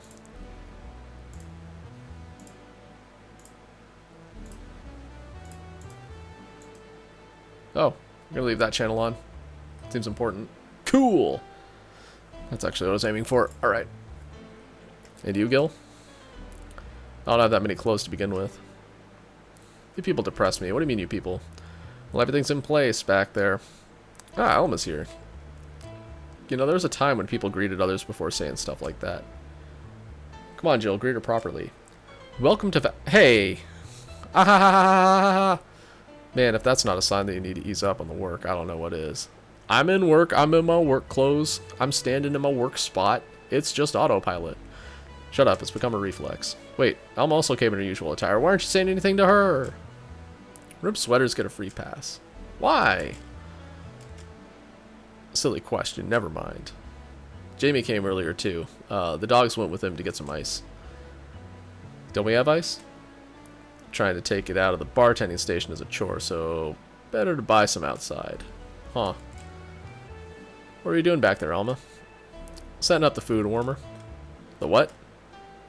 Bought it 3 days ago. It's amazing. It looks just like a set of wires, but you can create a frame with them. Put the food inside, press a button, and watch as it warms the food up just like a microwave.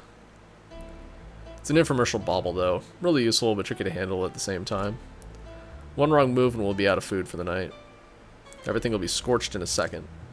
Oh. So you bought infomercial stuff, too. Haven't you? It's at the very least a good idea of gifts. For gifts, well... Dynamic entry! Finally, at least somebody came after me. Oh. Is it weird that I've already heard that 3 times in the last hour? I'm glad Dorothy went where I did. Oh, don't be like that. She's not saying it out of malice or anything. She just found it funny. You're taking her side now? Jealous? You wish. You don't need to fight for me. We're not. I'll go check the microwave wires thingy. I'm starting to get hungry. Great idea. Back. Oh. Ah, hello, Jill. Soldier, you're late. Hey, Jay. See, that's how you greet people. You shut it. I'll go help Al. I'll go help Sweater Pups. Something wrong? She's not good with dogs. Oh. Alright, we're all here, so we can start. Yo, Anchorage. Alma. I know what I said. How's the food going? It's doing well, but it'll take a bit. Can't you speed it up? I've used those microwave wire things before. It's either warm nice but slowly or burn that bitch. So, how long? 15 minutes or so. A bell will ring when the time comes. Need to kill some time then. Alright, let's play Truth or Dare. What are we, 15? I'll pass. Games are for kids. I'm in. Sure, I'll play. Ooh, bold. Sounds fun. As long as that mutt stays away from me. As long as something like this mutt stays away from me.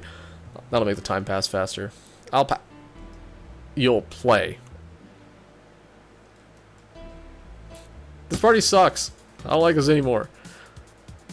Rules are simple. If you get picked, you pick either Truth or Dare. After you finish, you get to pick somebody else. You go like that until the food's done. What about punishment games? Those are a hassle. Just issue new questions or challenges until the other person complies. That said, Jill. Hi! You start. Pick somebody. Oh, let's see. Do I actually get a pick? Yes! Okay then, dog. Yes. Jill picked dog, who will choose Truth. I dare you to go out and stay there. That's easy. That's one problem less. Well, why don't you continue in the dog's place, Dorothy? Alright. I dare you, Dana, to pick up Honey and carry her like a bride. Wait, which one of us is Honey? Alright. Wait, what? Come, Jill. Get up.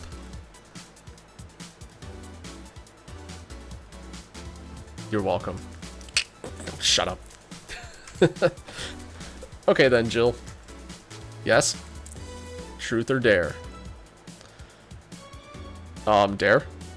I want you to say... Yes.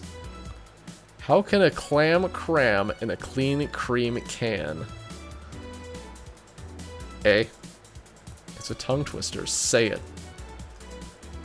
How can a clam cram in a clean cream can? Faster. How can a clam cram in a clean cream can? How can a clam cram in a clean cream can? You make it seem so easy. How can a clam damn! How can a clam cram in a cream ah! How can a whoops! Wait, let me get confused by tongue twisters? Boss? Yes? You can drop me now. Alright. I wonder how long until the food is done. Okay then, Gil, pick your poison. Truth. How'd you get into the city? How'd you end up here of all places? To be honest, I just wandered aimlessly for some time. Stuff happened, and I went from place to place. Eventually, I came across the city and stumbled upon the bar. Honestly, this is probably the truth. He's leaving a lot out. It's almost like a destiny. Huh. Well then. Hey Alma, truth or dare? Dare. Try reading that sign without your glasses. Alright. For relaxing times, make it sun. The rest is torn off. So you can see without them. Not blind, just mildly uncomfortable without my glasses. Boss, what do you pick? Go with dare. Try to undo that bed hair of yours. Bed hair? Yeah, you know, that one bit of hair that's always protruding. I have no idea what you're saying. Your antenna. Here, let me try. It's very tough. Maybe if I split it, it'd be joined on its own.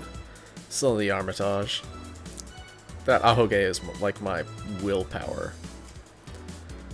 You can't placate it. Right. Fuck is an ahoge? Actually, let's find out.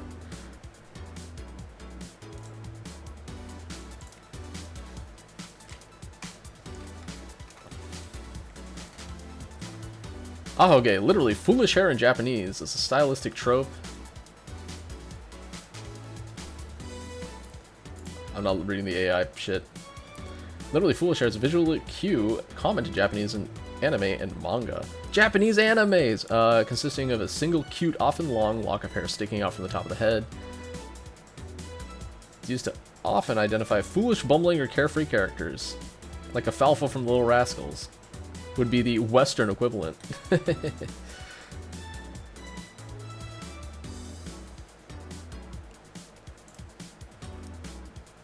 Well, it's... Boss, please continue. Right. Well then, Jill. Truth. What would you do if 4 was a girl and pregnant? Have kittens, I wouldn't do anything. I mean, you educate them and give them the tools, but it's up to them in the end. Just make sure she was able to cope with it. And I'd only call on myself a failure if it was a result of personal irresponsibility. But if it's her choice, or if she's at least able to take responsibility, then I can only support her. After all, she didn't kill someone, she's bringing a new life into this world. Whoa. Hey honey, be my mom. Jill, it's a hypothetical scenario and it's a cat. Your point being? Getting hungry. Boss. I'll pick dare. Can you lift me with just your non-mechanical arm? Alright, you can. You can. Please put me down. Well then. Hey Gil, truth or dare? Can I really pick? Let's go with dare. Okay then, please cross your arms. Alright. Now turn a bit to the left. I mean my left. Oh! A bit more, and now stand still for a second. Boss, is that a picture? That it is. Nope. Not even same race. Sorry for the trouble. You were comparing me to a pick? Yup. Can I at least see it? No. Fine. A bell? Food's ready. Finally. Let's go. You guys go ahead. I'll have a quick smoke outside. Careful.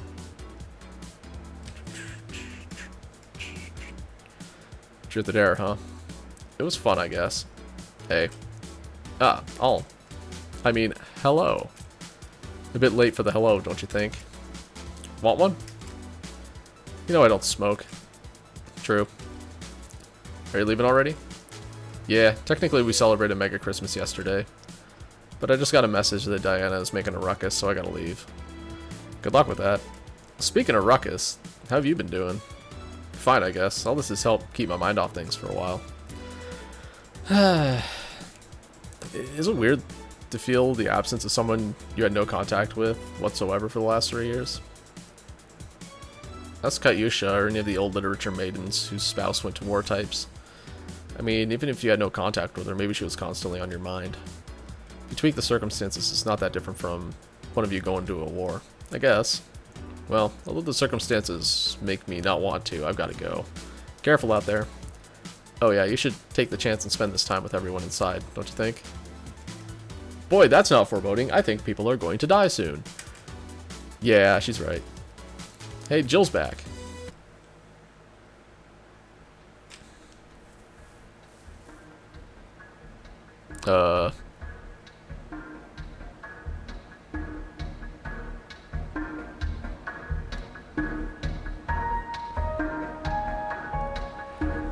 Okay, so the game alluded to this.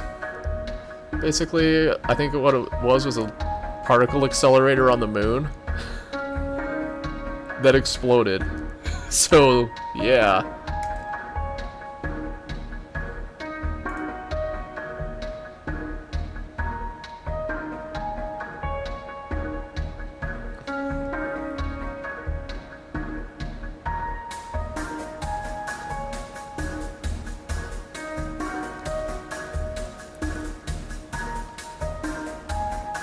It's for Dolce, means sweet.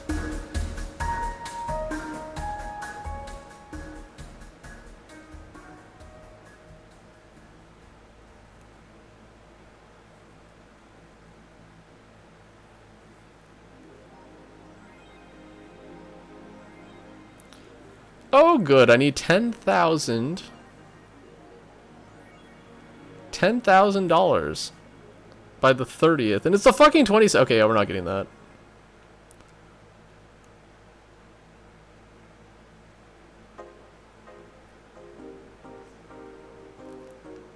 That's 4 days to get $10,000. How much does the doll cost? Fine. I'm not gonna get the money anyways, whatever. This is a fission mailed and a half.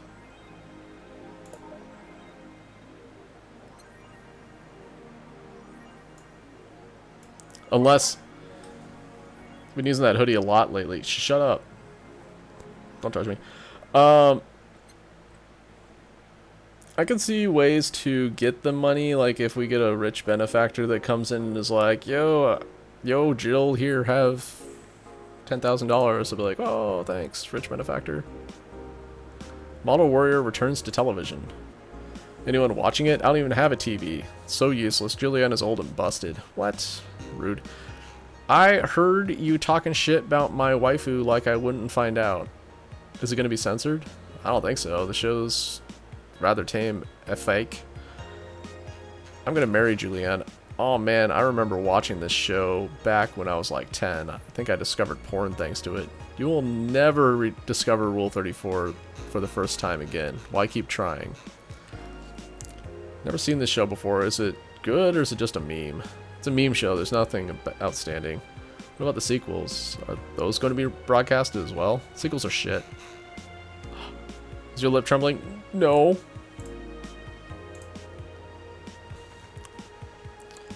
Okay, street race at Motor City leaves 2 dead. I've heard there's a defamation campaign against the district, though. The Motor City district is notorious for the number of illegal street races it sees each week and the dozens of injured drivers it leaves every year. This time it's reported that 2 people died during a race hosted at the Gate Highway, otherwise known as Death Lane. The transit police is currently investigating the deaths, as well as the underground world of illegal street racing. We have several suspects in regards to who is running this underworld, but nothing concrete as of yet. Chief of Transit Police Jay Esposito told the Augmented Eye the death of the 2 youngsters will be the last, however. That's a promise. Ha ha ha. Yeah, no, it won't. You won't believe what happens in this cartoon. Oh, nice clickbait title. Stop. I rescue you. I'll touch your tail if I wanna. Cartoons are not for children. They're still largely colorful, but the themes they touch have become rather dark. In fact, every cartoon on air today has dark themes. It's come to a point where the innocent animated characters are no longer a thing. I suppose children are young adults from birth now? But enter Touch Fluffy Tail, a new show that aims to challenge the current trend. No deep lore, no obscure adult references, no stupid deep plots. Just fun with numbers and fluffy tails, said a TFT producer who asked to remain anonymous to avoid internet backlash. I don't want death threats for making a cartoon for actual kids. Glitch City Olympics return next year. I'm guessing tacky bodysuits weren't practical for sports. For the 10th consecutive year, the GC Olympics returns to the emblematic Super Silver Thunderdome, this time with a representative from the elusive country of Kanye-vania. Prime Minister Quincy, who is in charge of the committee, told the Augmented Eye that it wasn't easy getting in touch with Kanjai, and he had to abide by some of his religious rules in order to see some of their best competitors come to the country. Kanye-vania's main religion, Kanyeism, prohibits the existence of nanomachines inside the body, and as such, competitors from inside country had to perform specific treatments in order to repel the swarm. It's a temporary solution, but it won't do the trick. I don't know, man. Not having nanomachines in my body sounds pretty cool.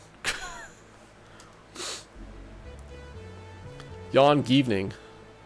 Hey, Jill. Gil is in the back sorting an ingredient shipment, and I've got things to do. Dog's in charge. Okay, bye. What? Wait, the dog what? Okay, first order, pet me. No. Pet me. No. I am in charge, and I want you to pet me.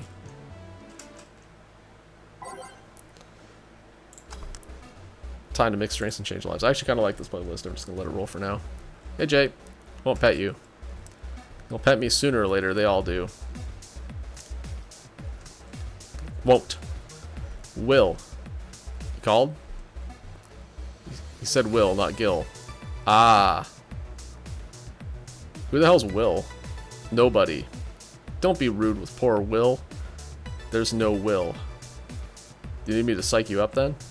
Shut up! Who? Me or Will? Ah! You go back to whatever you're doing. Alright. And you stand by. Only if you pet me. Go! Fuck just happened? Well, are we spirited today?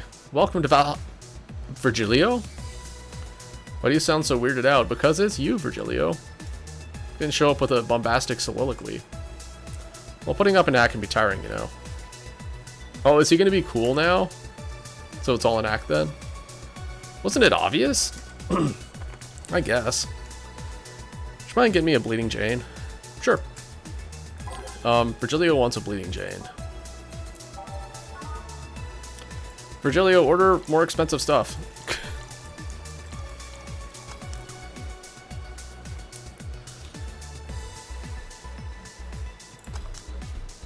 Ah, it's aged. Wait.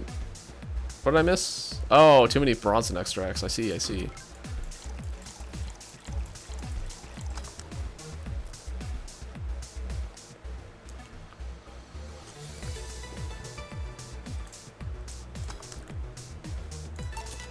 A Bleeding Jane.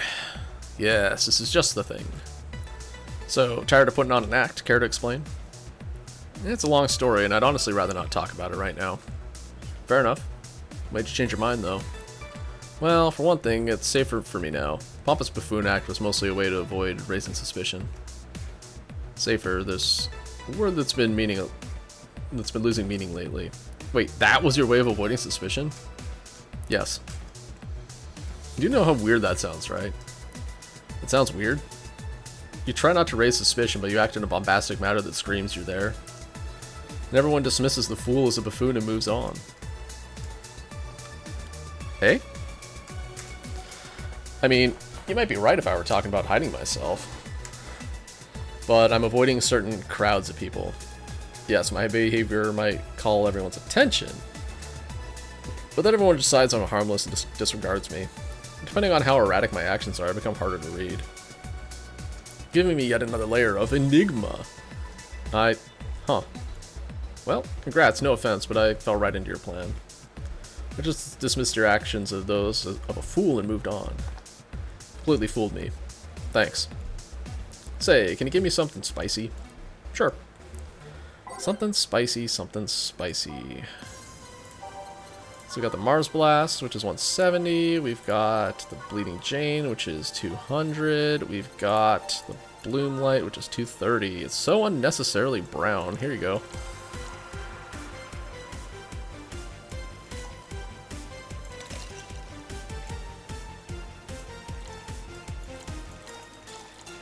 I wonder if my greed is going to be my undoing here.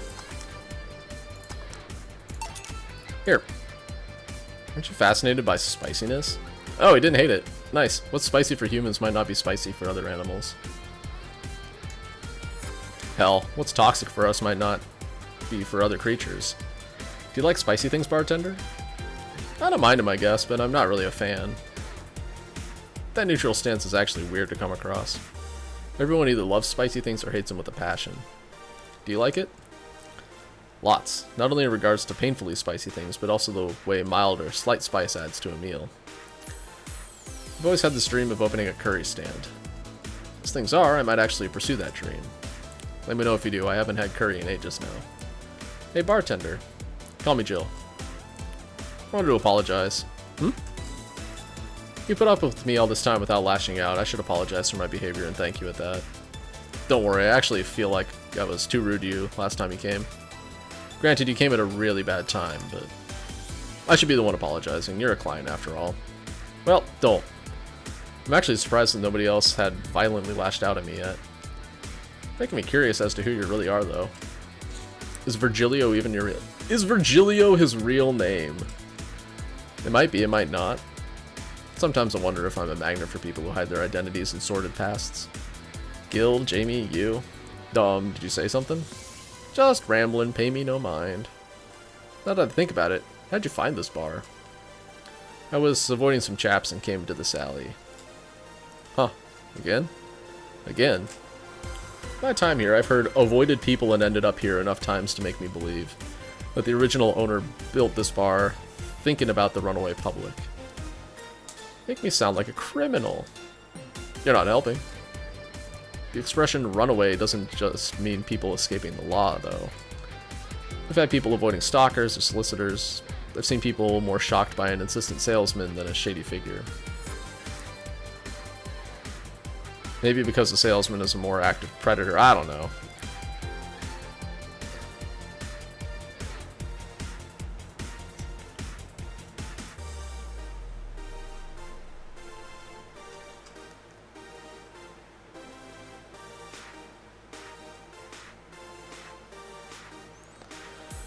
Troublesome part of the city, right near the shopping district.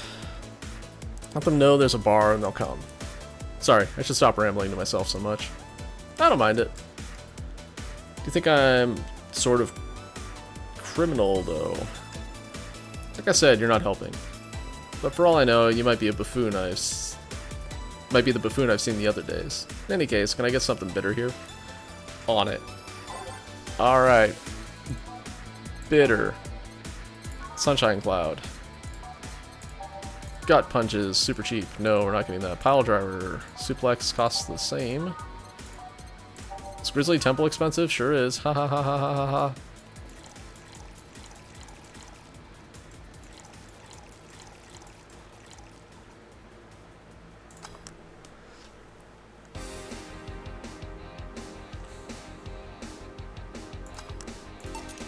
Here. This works.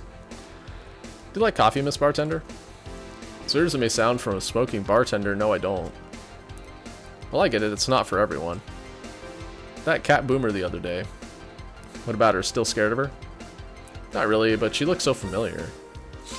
Maybe you're mixing her up with another cat boomer? Nah, that's not it. It's like the bandage girl last time. Even with the bandages, there's just something really familiar about her. Maybe you need to stop thinking about it. Answers usually come to you when you stop stressing out. You might be right. Well, I'll leave you for now, bartender. Thanks for everything. Please come again. Welcome to Valhalla. Oh, hello, Mr. Detective. And here we are, another mute person wandering into the bar. Anything I can get you? Gut punch. Okay. Gut punch for the silent detective. He looks pained right now, but he always kind of looks pained.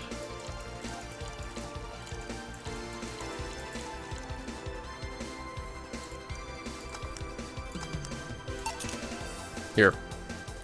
Oh, you got it right. So what's up now?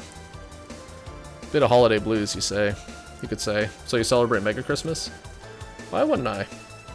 Look more like a Festivus kind of guy. He does look like George Costanza. Why does everyone keep saying that? Well, Festivus is a celebration going against capitalist madness that is Mega Christmas. And you know, cheapskate. If you have something to say, say it. I'll refrain. Although, now that I think about it, holiday blues is not really tied to a specific celebration. Just the season. Season of consumerist craze. Mega Christmas is just a mockery of what the real Christmas once was. I mean, the season has slowly become enslaved to the corporations over time. Holiday spirit can only be manipulated so much. But then came that Turbo Male guy. Started a yearly tradition of dressing up like Santa in the ring. Turbo Male? That can't be his ring name. It is. Really? Such a tacky name was accepted? His partner was Buster Master. And his rival was Dr. Chris Max. Tacky names were not a problem. I mean, I knew there was a wrestler that dressed as Santa every year. But I also knew that the guy became insanely popular and the stunt got out of control. And of course, that's the part everyone sings about. Santa became Nega Santa thanks to Redmond family. Nega Santa sees the error of his ways and becomes the mighty Mega Santa, renaming the holiday Mega Christmas. And then every company just jumped on the bandwagon and Christmas was Mega Christmas before anyone noticed. Why are we talking about Christmas? It's Boxing Day. Christmas is over, dude. Get with the times. So you're telling me that the guy who somehow managed to rename the holiday went by the ring name Turbo Male. Yup. That makes the whole holiday sound like a joke. The holiday is a joke. And you're telling me you don't celebrate Festivus. No, I don't. You know what kind of people celebrate Festivus? The kind that's so lame and bland that they can only talk about how they're better because they celebrate Festivus. Like those jerks who only eat Nuke and think they're better than everyone else. I see. Anything else I can get you? Give me a fringe weaver, will you? Sure. Time to get drunk.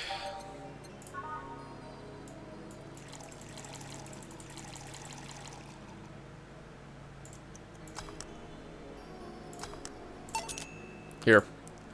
Alright, thanks. So, any issues with the city lately? What's the word on the street? Shouldn't I be asking that? There's nothing new, really. The lynchings of White Knight stopped, so there's that. Really? Something about the armor. Haven't gotten much on that one yet. All in all, the madness following the attacks on the bank seemed to have settled down a bit. That's good to hear. Have any other details about the attack emerged yet? All recordings of whatever happened there have been long deleted. Security cams, system logs, everything was wiped. Whatever happened there, it's become more of a mystery now. I wonder if Say plans on testifying. Does anyone know if Say went there in the first place? Maybe the wiping of everything actually protects her somehow. Hey bartender, you okay? Sorry, got distracted. It's not much to say, really. There's the odd silly rumor here and there. Like the vending machine's tasers malfunctioning, applying more strength. Or that the writer of the last reign in the world is actually living here as a brain in a jar. But those are the kinds of rumors you hear from crackheads. Crackheads might hold that one last piece of info you need, but you also hear crap like that. I see. Anyway, I'm leaving. Happy New Year, bartender. Please come again. Okay, then, but no, wait, she's out. Gail, you there? Yeah, taking a break? Let me know if someone comes in. Time for a cigarette.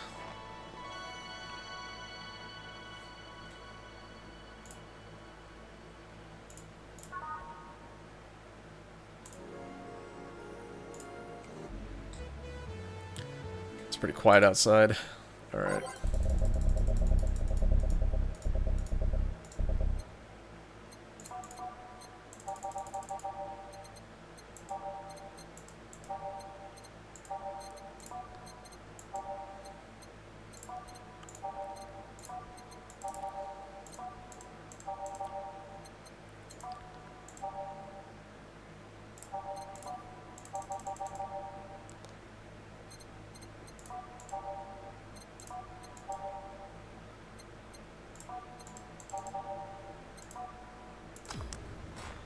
Jill. Kim. Ah, Miss Kim. Just call me Kim. It sounds weird to be called Miss.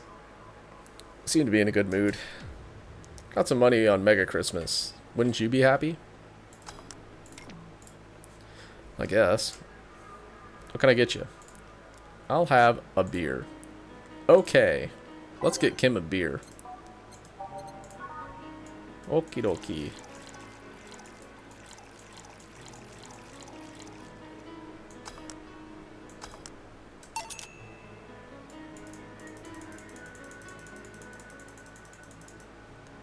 Here. Thanks. So how you been doing?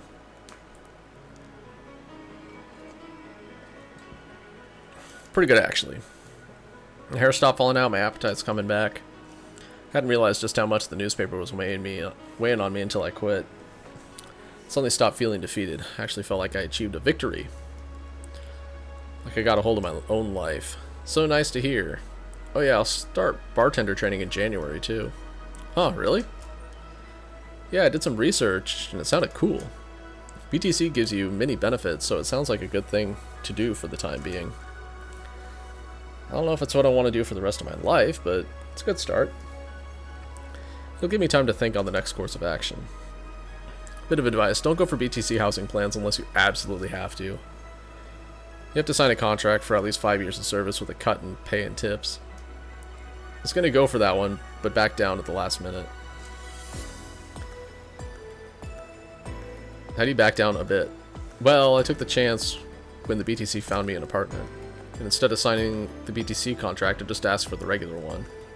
Still have no idea how I got away with that one. Thought those apartments were built by them or something. Back in England they are. They have their own real estate companies. Apartment complexes where they have the means to give discounted rooms to employees. But in this city, Realty Nua holds an unspoken real estate monopoly. So BTC can't easily offer such promises. Oh. Realty Nua is a bit weird as far as companies go. Their name has become synonymous with quality, a brand built around certain expectations. But the truth is that Realty Nua has done little to no work in the last 10 years or so. Really?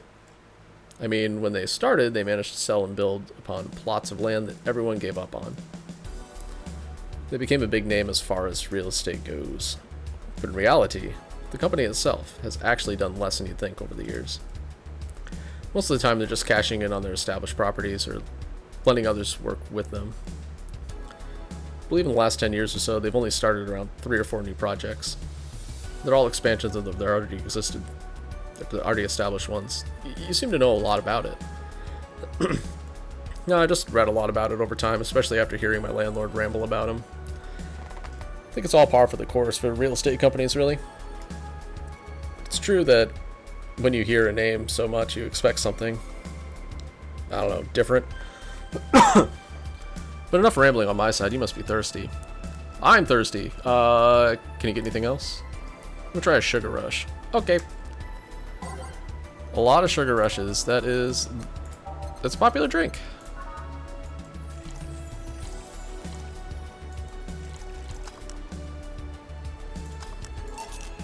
Here you go. Yay. Actually, Jill, I came here today to thank you. Me? Yeah, back when I first showed up here, I was in a really tough spot. I was shocked, I was tired, I was a total mess. You even said some really mean things, but you had patience with me. Not to mention you helped me cool down and your boss saved me. And, I don't know, felt like I had to tell you all that before the year ended. Much appreciated. Thanks. But anyway, how are you doing? Last time you were a bit off. I'm better now, thanks a lot. Glad to hear. It was weird to see you like that. I always felt like you were putting up a cool bartender act. You did? You don't? I don't. Are you sure? What you saw as a cool bartender act is what everyone else has described as being cold. I mean, cold and cool do mean the same, but nah, I don't try to put on that act. Sorry to disillusion you. Too much of a mess to do such a thing. Huh. Disappointed? Surprised, actually. Well, it led me to believe that you were putting on an act. And more importantly, how can I make use of it when I get assigned to a bar? I must investigate further. Good luck with that. Hey, that's her being cold. Say, let's try something bubbly now. Let's get a bubbly drink. Okay, we can do that. Got beer. Just 200. We got frothy water, which is 150. We got cobalt velvet, which is a lot. Okay, we're gonna get that. Fringe Weaver. Yeah, okay, let's go Cobalt Velvet.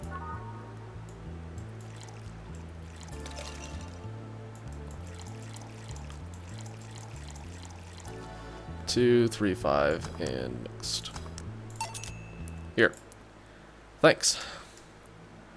Hey Jill, I'm gonna need some ice. Ah, boss. Boss? Oh, I know you. Thank you, thank you. Hey, nice to see you're fine. I'm more than fine, I'm alive, I'm here. I avoided my biggest mistake in life thanks to your timely intervention.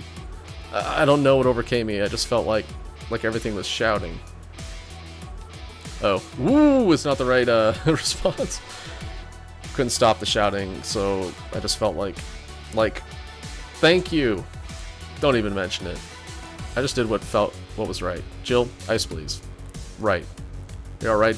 Did you seek help? I know a couple of people that could help you. Don't worry, I'm perfectly fine. Gone to a therapist a couple of times, but he says I'm okay. Something overcame me, but you intervened, and I don't know what to say. You already said thank you. Seeing that you're fine is more than enough for me. Sniff, I should have come to thank you earlier. I owed you that at least. Don't worry, just go out and be happy. You have a second chance, so use it as best you can. I will. I'll be leaving. Happy New Year, Jill, and thank you again. Please come again.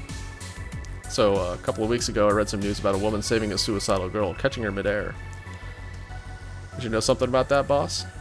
Maybe, maybe not. Whoever it was probably just did it because it was the right thing to do. Feeling lonely. That voice. It's Anna! Our schoolgirl with one arm and jeans and a skirt. Hey Joe, long time no see. Really long time, seriously. Feels like it's been over a year since I last saw you. Also, she's the sprite for the my desktop thumbnail for the game. I was planning on visiting you last week, but things were pretty heavy back then. So I just waited in the background until the tension wore off a bit. Earth to Joe, I'm talking to you here. If I ignore her, she'll leave. I'm not an unfathomable sense of dread. You can't just ignore me, you know. Julianne Stingray, I'm talking to you. Calm down. Don't fall for her taunts. How did you know my full name, though? Her name's Stingray? That's so cool. I thought your full name was Julianne Natalie Stingray. Or did you legally remove the Natalie? Never mind that. Is she reading my thoughts? Yeah, I mean, they're kind of written in the middle of the screen. Oh my god, she's breaking my fourth wall!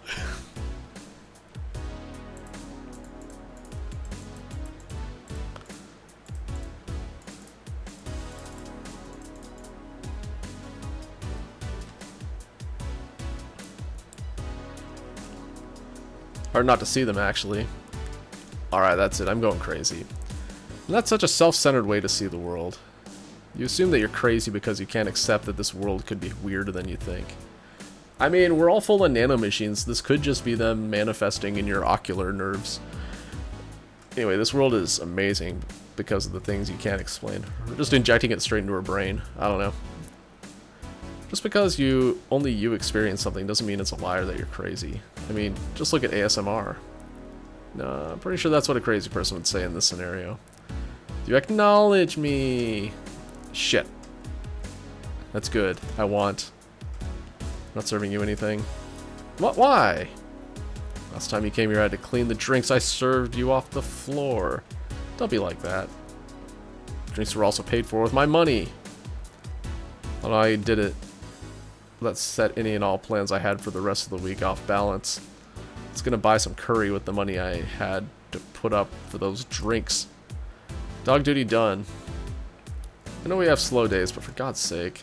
You okay? You look angry. I'm fine. Good job out there. I'm back. Ah, boss, what happened?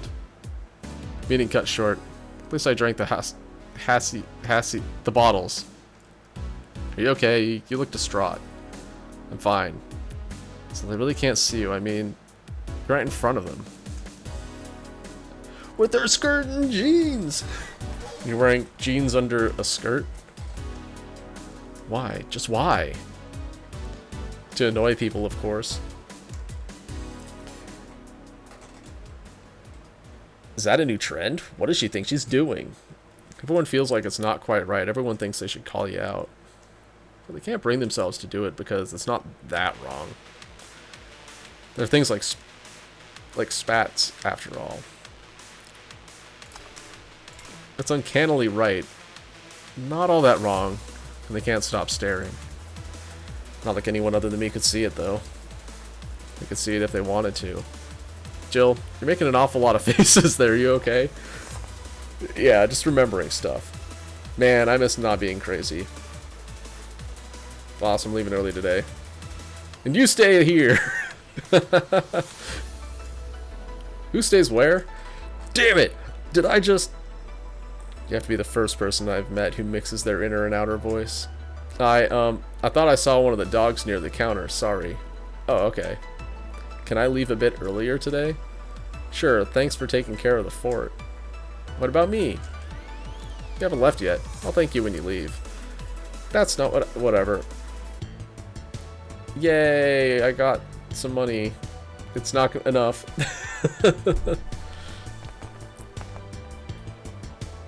That is not anywhere close to being enough. Oh my god. Alright. Come on, Anna, give me like $10,000 dues. Oh, thank god. I'm glad I bought the poster already. Yay! There are cats in heat outside. 4. I'd never have blue balls if I still had any. Rip. Yuri, new season. It's finally here. I can't believe I'm alive for this day. Thank you, based god. All boards report in. What other boards? You idiot. Nice, more stupid moe blobs. YY gets a new season, but the actual best YY is still up in the air. My internet service gets cut off tomorrow because I can't afford it anymore. Wake me up inside. Can't wake up. Get a job, you stupid neat. Oh god, here we go. Prepare hot cocoa, sit in comfy couch, put on my favorite mega Christmas sweater, see falling snow outside, turn on the heater, get my blanket, watch Glorious YY, and fall asleep when it ends. I am the comfy. I wish I was the comfy crying face. Have work tomorrow. Enjoy the Yorus for me. Danger slash you slash. Sounds cute for nerds, maybe. But you are a nerd, Jill. Taylor the Brain tired after some name change requests. Taylor! A couple of weeks ago, we wrote about Taylor, one of the brains from the solo anima project. One of the highlights from the interview was unfortunately stripped from the finished version. It's a stray comment about how many people asked Taylor to change their name to Brian on a regular basis.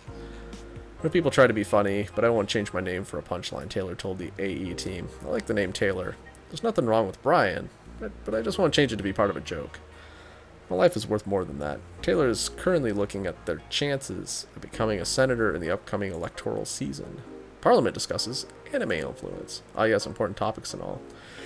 During an unusual meeting held at Parliament today, delegates discussed the effects of anime on the population as nothing but filth, trash. A representative for the Workers' Party yelled during the meeting, if I could choke every single writer and animator out there, I'd do it. Choke them with my own enhanced hands. Some anime studio heads have responded to the news. I think they would ban it if it wasn't bringing so much money into the local market. Yamake, a producer, told the Augmented Eye during a phone interview. I do agree that anime is trash, but I'll save the genre, you can trust me. Biker gang arrested after vandalism during protests. Isn't she a game developer? She's many things. Members of one of the largest biker gangs in Motor City were arrested after the group's leader and her entourage were found at the site of the protest last Friday. Their leader, commonly known in the streets as Christine Love, declared to the press that they were unjustly arrested and that her gang was only there to defend the protesters from the White Knights. They're afraid of us. They know they can't take us down in the streets, so they use protesters as a shield, so we had no option but to surrender, Love told AE during a phone conversation. They're currently detained and awaiting trial. Formal charges are unknown so far. Alright, let's go to work. Oh, hey, it's Anna. What's up? Evening. I'm gonna watch boxing today. Or wrestling. I guess it's wrestling. They're luchadors. They're not wearing gloves. Hey, Jill. Let's have a New Year's party this Saturday. Isn't that a bit soon? Why? Did someone famous get killed at a New Year's party? No, I mean... Never mind. Sure, I'm in for it. Great. And Gil? He's coming too. I mean, it's not like he has anything else to do. Hey. No, I mean, where is he? He was escorting a client of his to the station. He should be back any second now. Back. See? So you coming to the New Year's party too, Gil? It's not like I have anything else to do, so... Told you. We're depressing people. Oh yeah, the kid from the other day, Gabby, I think you called her, asked me to give you this. I believe it's a note. A note? Gabby? Let's see. First of all, I want to apologize for my behavior before. I was still hurt by my sister's death, and it wasn't fair to take all the stress on you. Let alone put the blame on you. So, it feels weird to ask this of you after how I treated you, but I really want to talk to you. I want to catch up, to chat for a while, to do what you were doing with me before I lashed out. I want to understand this freedom you talked about, the fear that drove you to a fight with my sister. I'll go back to the bar on the 31st. That won't take much of your time. If you don't want to see me after all that, I'll understand. But please, I really want to talk to you, Gabby. Oh, that girl has a big vocabulary. She was always a smart one. The 31st is written in a different handwriting. Oh yeah, she asked me when you'd be here and relatively free. I told her about the party. Oh, this party's going to be a blast. I also assumed you'd say yes to the party, which might not have been the best idea now that I think about it. But boss, I'm having second thoughts about coming to the party. What? Why? But because I really don't want to have to face Gabby again. Now it's coming back to me. What drove me to never go back and apologize after all these years? Fear and shame. Shame because I know I made a hideously stupid mistake and it's painful to face your mistakes. And fear of what they might say. With Lenore, we never broke up formally, so I was always afraid that if we were to meet again, she'd break up with me. I don't want Gabby to tell me that she hates me to my face. Lenore was in the right to break up with me, and Gabby is in the right to hate me. I don't want her to. Maybe if I never see her again, she'll never tell me that. And Jill, you idiot! Eh? You're thinking backwards. Didn't the letter say she wanted to understand you? If you bail out on this, she will hate you. Not only that, but you're getting a new chance here. If you want to live the rest of your life running from another memory, didn't you just say to Armitage that you hated feeling like that? Armitage? Titty hacker. Alma, right? I don't know what happened when you fought her with that girl's sister. But now you have a chance to make amends. Not only that, you have us watching your back. So I want you to think about this. One day of fear or a lifetime filled with regret. Which do you pick? Yeah, regret. You're right, I feel like that. I hated feeling like that. I won't run away this time. Good, because I would have gone to your apartment and dragged you out of there if need be. Hey boss, thanks. That's what friends are for. Yeah. Anyways, let's start the day. Oh, I'm definitely keeping this one. Time to mix drinks and change lives. Seriously though, it's the second note that stirred such feelings in me. Second one? 2 weeks ago I got another note in the mail, this one from Lenore. Is that the envelope you took away from me in a panic? Yup. You haven't even opened it. Why not open it with Gabby? Facing one fear, might as well face the other. Maybe. Don't push her, Chief. I'm not. Just know she's capable of doing it all. Seriously, guys, start fucking already. I'll go secure stuff for the party. Call me if you need anything. Keep it up, Jill. Thanks. Happy holidays. Ha, your drill tails can't distract me from your giant rack anymore, Stella. I know your secret. Someone's happy. We held a party for the staff and their children. Should have seen the faces of those kids receiving gifts. Nabbing that Santa suit at the last minute the other day was totally worth it. Santa dresses seem to have been popular this year. Heard they were sold out in most places. There was this weird shortage of Santa suits. Well, look what's on my side this year. Sorry for that outburst. Why? You look so happy, I felt happy too. You shouldn't hide your happiness. Anyway, can you give me a cobalt velvet, please? Sure.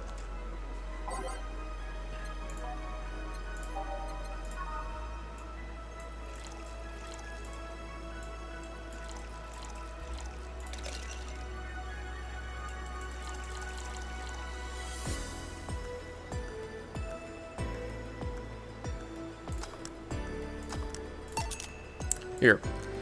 Thanks. Are you meeting with Say today? She should be here in a bit.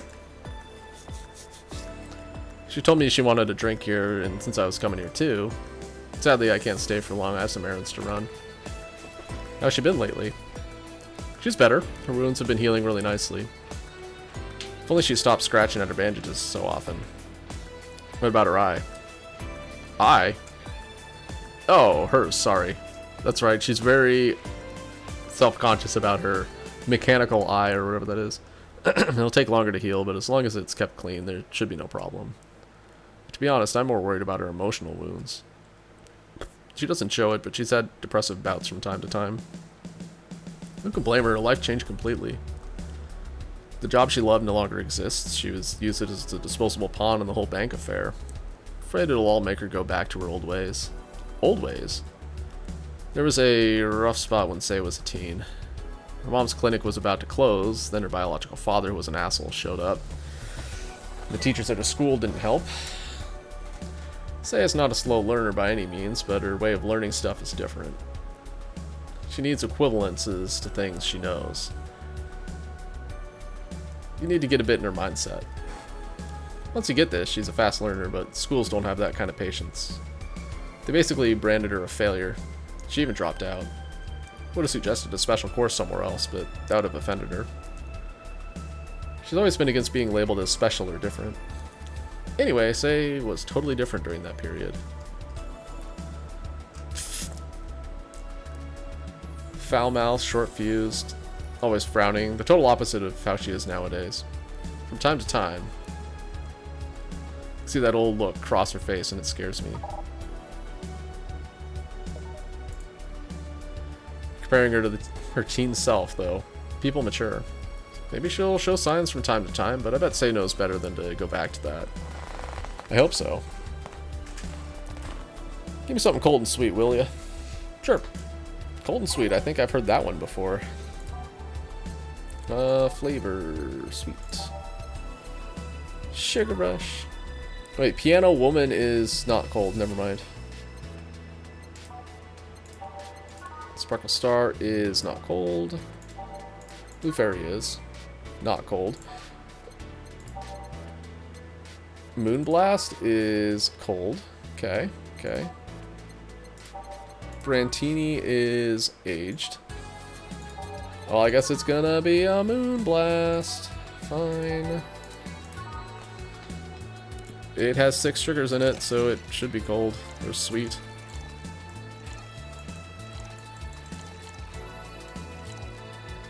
Rocks and blended.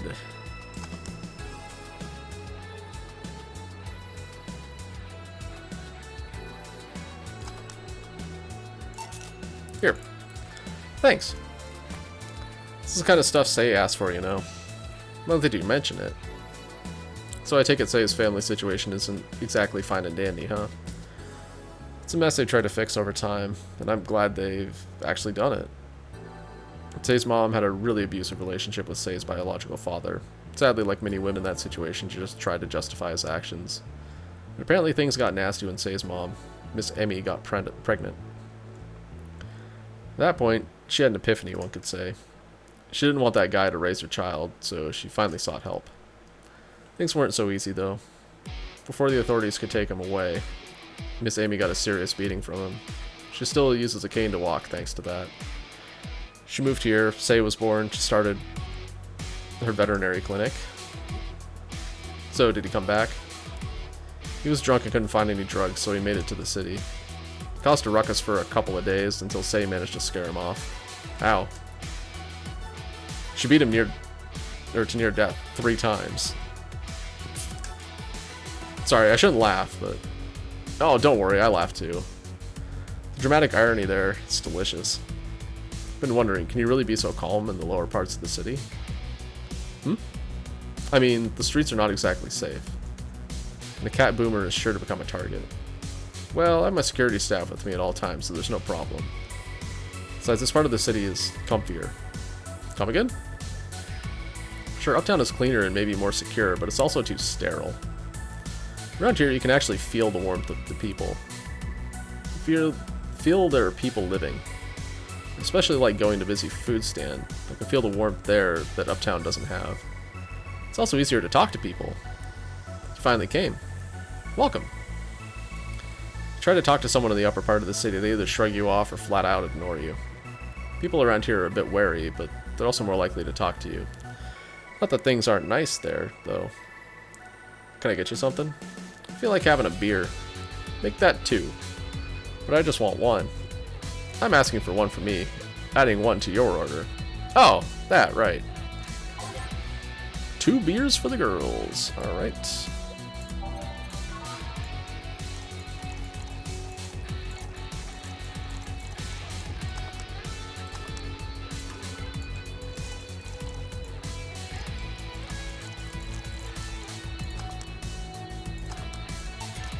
Here. Thank you. Thanks. Say, you should have seen the kids after you left. They were all playing with the toys you picked. You nailed it again this year. They're all asking, where's Say, where's Say? Why do they call you just Say when they call me Auntie Stella? I don't look that old. Hehehe. Don't worry, they still like you. Sorry I had to leave, but Mom worked overtime that night and I couldn't leave her alone. What happened? Well, there were fireworks and some dog thought it'd be safe to hide in a jar.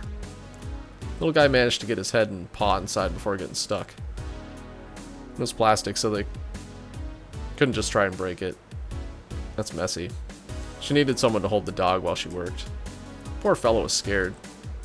Well, I'm out. Oh yeah. We'll have a New Year's party this Saturday if you want to come. Sure. It's better than depressing myself with Dad's woes about the next fiscal year. Wait, doesn't the fiscal year end in like September? I feel like there's multiple different versions of fiscal years. It's like one in September, one in June, and one in January. Stupid finance, just pick one. I'll be here. Bye, Jill. Bye, Say. Careful. Please come again. You want to come too? I'd love to. I'll also make up for not coming last time. How was the party? Pretty nice. We played Truth or Dare.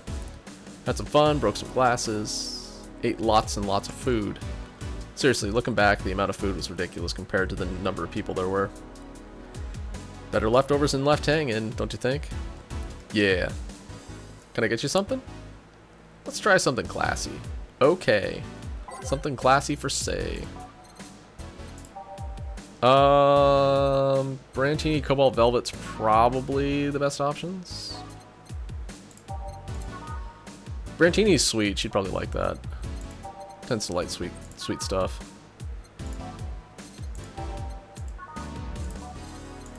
Nah, she doesn't need to be completely wasted here. Yeah, let's go Cobalt Velvet. I need money. Even though this is just peanuts. To the 10,000 that I need. Anyway. Something classy. Yup, this is the thing. Stella came in quite cheery about Sunday. This Sunday?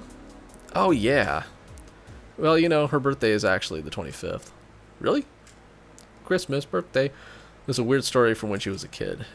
She heard Mega Santa's story and somehow got it in her head that by being born on the 25th, she was the spiritual reincarnation of the original Santa. That made her start giving out gifts like crazy. She got over it, but the gifting stuck to her. Spiritual reincarnation. Well, the story says the Redmond family destroyed Santa's spirit. That Mega Santa was reborn as a manifestation of the Christmas spirit. She thought she was the old Santa spirit in a new body. That girl was delusional as a kid. Huh. Speaking of things you did when you were young, Stella mentioned she's worried about you going back to your old ways. Something about a rough period where you're angry or something. Oh, that. It's sweet that she's worried. But I won't go back to those days just like that, though. Even if I face the same situation, I'm more mature, you know? I'm not a teen anymore. Expected as much, told her as much. Hey, can you give me something bubbly? Sure. Bubbly for a bubbly girl.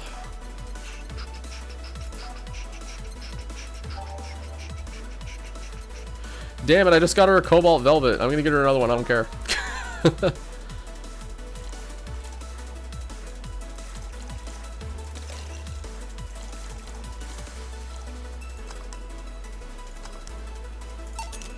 Here. Bubbly, bubbly. Hey Jill, this might seem a bit random, but... do you remember the first time I came here? Yeah, you're the second white knight I've served. I remember why. Precisely because of that. I've been meaning to ask you about that story. How was your other experience with the White Knight? If I had to put it simply, the total opposite of you. Oh? She came here as a part of her work, looking for information on some case. Went through the motions offering her a drink and all that, but she came here only for her job. At first I thought she was just another private eye, but she showed me her badge and all. What kind of case was it? I wouldn't know. She never told me, but she asked if I saw some people. She got pretty intense when I told her I had no idea what she was talking about. I suggested she access the vending machine outside, and they told her the suspect climbed on him. She got her info and she left, pretty professional, if a bit intimidating. She seemed personally invested in the case, though. The way she lost her cool was suspicious. Seemed pretty good at reading people, Jill. Makes me kind of jealous. Nah, I'm not good at that. It's just coincidence that I noticed it. But you noticed it. I'm not good at reading people, even if the cue was thrown in my face. I'd be able to see it. Sure, you can compensate with another skill. Any particular reason you asked me about that event? Not really, I just found the fact that I was the only other white knight you served weird. I mean, really, just two? Weird, I know. Spent most of my life with almost no interaction with white knights until I met you. Means you've had a nice life then. It sounded creepier than I thought. A bit, yeah. Well, I'm done for today. Thanks, Jill. Please come again. I'm gonna take my break, Gil. Sure.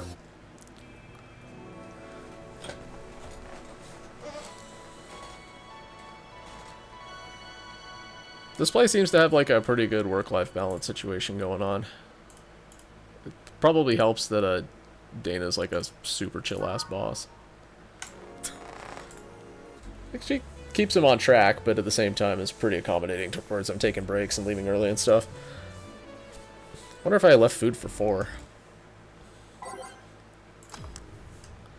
Okay, I'm here. Dorothy? Don't get through the bar anytime soon. You can stop walking. Ah, honey. You want something? The usual, I guess. Usual. I think she likes Blue Fairy.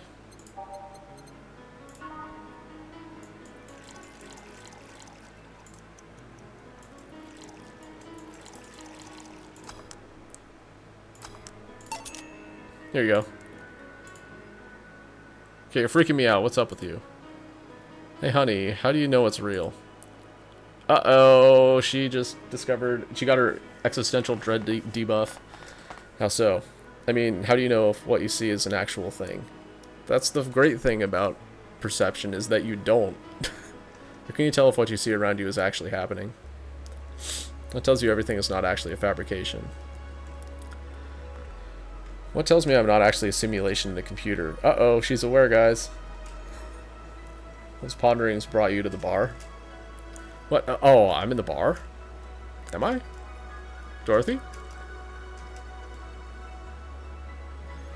So you're having a solipsistic crisis of sorts. What? Solipsism, the theory that the self is the only thing that can be known to exist. See, that's another thing right there. That word. Solipsism. What does it even mean? Where the hell did it come from? Is that not in your databanks? Your databanks are... Connect to the cloud, you'll figure it out. Well, solus means alone, ipse means self. Yes, but how did it come to be? You expect me to believe that a lot of people just randomly decided to make noises? And decide, hey, let's make this noise mean this. Doesn't make sense. Words don't make sense. I've been repeating words for a long time and they've stopped making sense. Why? We're communicating. That means they make sense. Haha. Get wrecked, robot. Calm down. That's just semantic satiation. Stop making up words, honey. And then there's this counter. How can I be sure the counter is really here? It is. Please stop tapping it. Hold on. Just making sure. Tap, tap, tap, tap, tap, tap, tap. Should make her a drink. At the very least, I'll have something to throw at her. Alright, we need to... What's my calming drink? I can't remember what it is.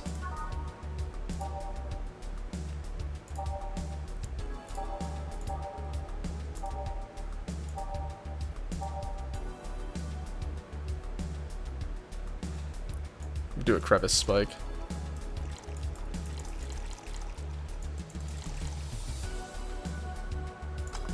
Oh, this is the one that nobody ever orders, isn't it? Yeah. Stop tapping the counter so much. I'm this close to throwing this in your face. Sorry. So let's start from the beginning. Since when did you have this existential crisis? Since earlier today, I think. But I don't know. It was all too sudden. I was thinking about everything that happened from a week ago until now. How much fun I was having, how much I loved everyone around me. Out of nowhere, the thoughts started piling up in my mind. What is love? What is fun? Are those feelings real? Is all of that real? Am I real? What tells me I'm actually in a body? What if I'm just some computer somewhere thinking it has a body? What if I'm just a human girl in a comatose dream? What tells me that you're real? Hey? For all I know, I might just be a figment of someone's imagination. Or even just an AI simulation in some computer that thinks it's human. Just been there. I've been there, Dorothy. That existential doubt and crisis. That uncertainty about whether or not things are real. It's a couple months only, but I remember having panic attacks and scratching my arm to feel something. But the panic attacks gave me a rush of adrenaline, so I couldn't feel the scratch and the fear got worse. What'd you do to get over it? Oddly enough, I read a book. The Last Reign in the World, one of my favorites. At one point, I cried with the book and I realized I was crying over fake things, the story and its characters. I didn't care less for them because they were fake. Why not think of reality like that too? Even if I'm a figment of someone's imagination, I still care about you. That's what I told myself, at least. It wasn't immediate, but that focus helped me. Heh, I like it. Hey, can I take this drink? I made it for you. Thanks, okay then. Okay. Phew. Why did you throw it on your head? To feel something you made. And? It burns and it itches a bit. I'll get you a towel. Delivery for Dana's... Oh, I've been here before.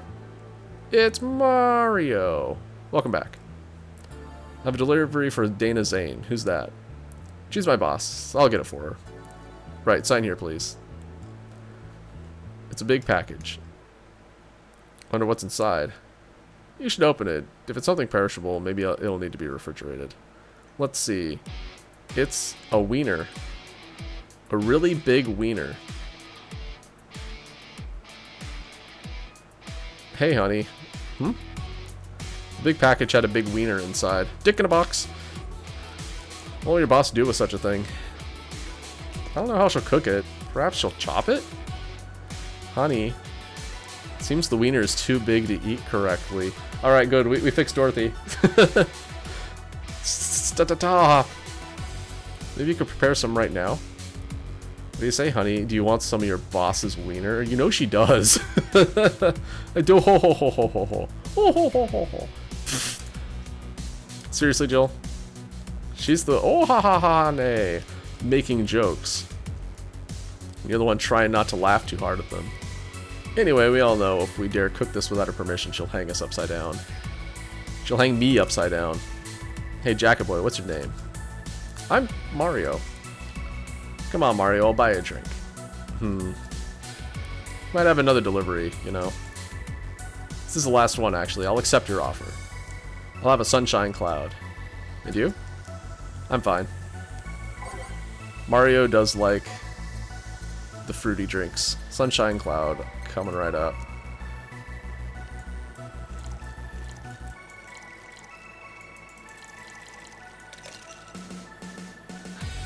You know what?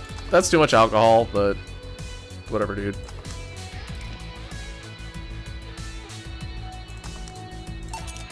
Here. Thanks. Hey, call me Dorothy. You can also call me Darling for the right amount. Yeah, Dorothy. Why'd you buy me a drink? Just to let you know, I don't swing that way. What way, Lilum? I'm a man's man. I like men, okay? Not that there's anything wrong with liking women, but... Oh, don't worry. I wasn't hitting on you. I was thanking you. Thanking me? Your package let me see Honey here laughing like an idiot. It's easier than you think. Just order a bad touch. That made me happy, and I don't know. Fit with what she was telling me earlier. I'm more calm than when I entered. Glad to help, I guess. Well, duty calls. Yeah, duty. Bye, Mario. Bye, John. Bye, honey. Enjoy your big wiener. Out with you. Seems like a nice girl. I don't mean for it to sound like I get it, I get it. Don't worry. You like guys, it's clear. Speaking of which, you like motorcycles, don't you? I do, yeah. Have you been to the motor district? I spend all my free time in the motor district, actually. Why? Is it true what they say about all the illegal races going on there? You're not a cop, are you? As far as I remember, no.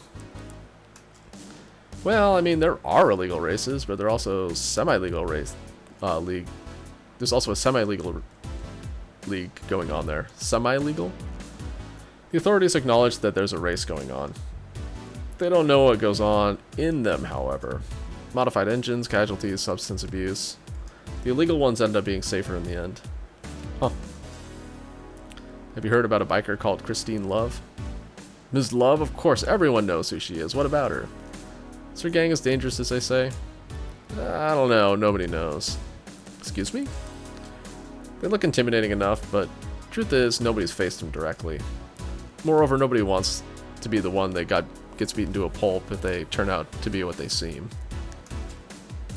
So our gang is just there, menacingly doing their own thing, not bothering anyone. Oh. You want anything else? I'll have a piano man. Alright. Thank you, Mario, for ordering the expensive drink. That's too many.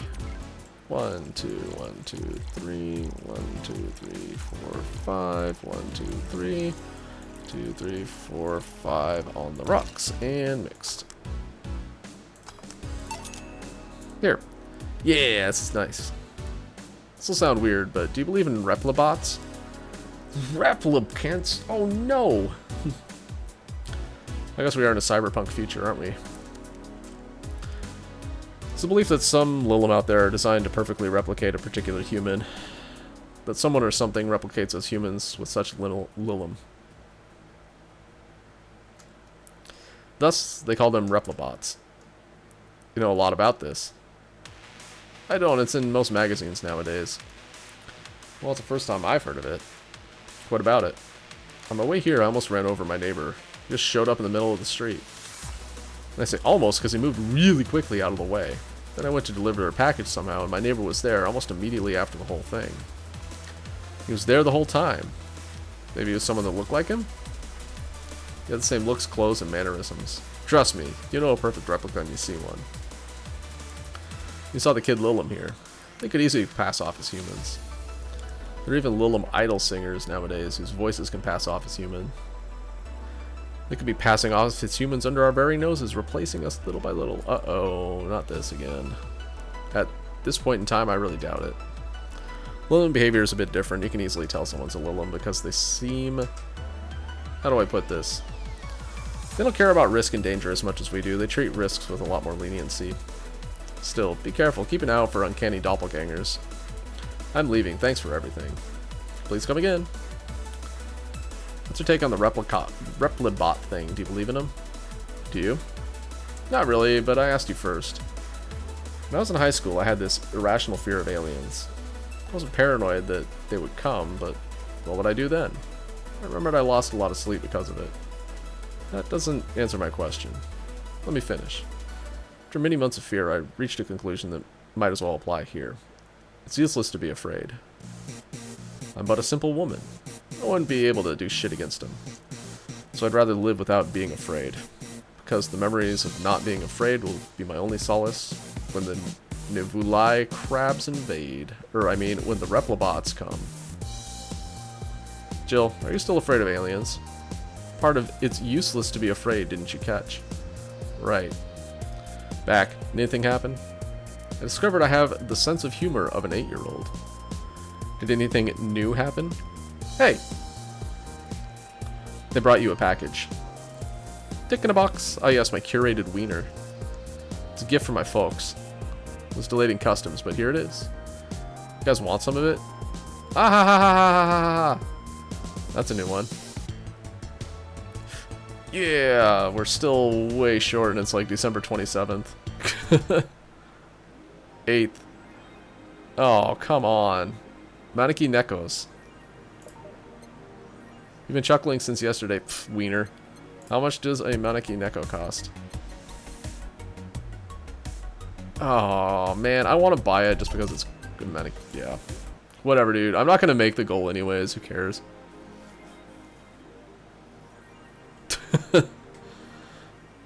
It's useless to be afraid of things. She even said it. Alright, let's read this stuff real quick and then we're going to call it a day. Alright, first, space colony to develop. Plans to develop its own army. Great. Even though space was imagined as the promised land, a place where humanity would start over, it looks like we're about to repeat our mistakes from the past. Of course we are. It's human nature. The first space colony, Shin Outer Paradise, is currently in talks to develop its own privately owned army following alleged threats from a notorious terrorist group. We're discussing it right now, but the law is most likely to be approved. We'll have an army. We'll defend our motherland from any terrorist threat. Alice_Rabbit chimed in during a private stream. This terrorist group does not exist. Don't let the Outer Paradise government fool you. The only reason for this law is so they can have more control over population. Alice_Rabbit is in space too. Amazing. Woman marries anime pillow. Nobody is actually surprised. No, not at all. Remember a time when wacky stuff like this made a lot of headlines, but even though I'm reporting on it, I can't help but think how mundane it's become. I mean, we live in a world where you can just plug into the internet and live there for as long as your wallet can afford related fees. Lots of people get married in these virtual spaces thanks to new technologies. The traditional view on human relationships have changed. So much that someone marrying a literal object feels kind of tame now. Pillow had some form of intelligence and might be somewhat different, but it's just a plain generic anime hug pillow. Get with the times, Grandma.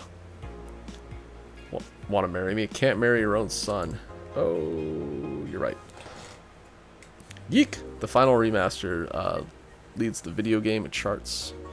The newest remaster of 2016, Yeek, a postmodern RPG, opens the charts this week with 3.5 million copies on its launch day. Other titles this week included releases such as Hatsune Miku. Oh my god, it's Miku! Project Remaster in Sting's Face Remastered Steins Gate. Yeek, postmodern RPG. What is that? Full chart including lifetime sales. So we have Yeek, we have Hatsune Miku, we have Steins Gate, Water Pro Wrestling. Gee, dang it, no. No politics, guys, Jesus. Why doesn't this game follow my chat rules? That bar called Valhalla. So I'm full of myself? You are? Yeah, kinda. Wait, hold on, I didn't look at this text on the video game chart. This is the third final this year.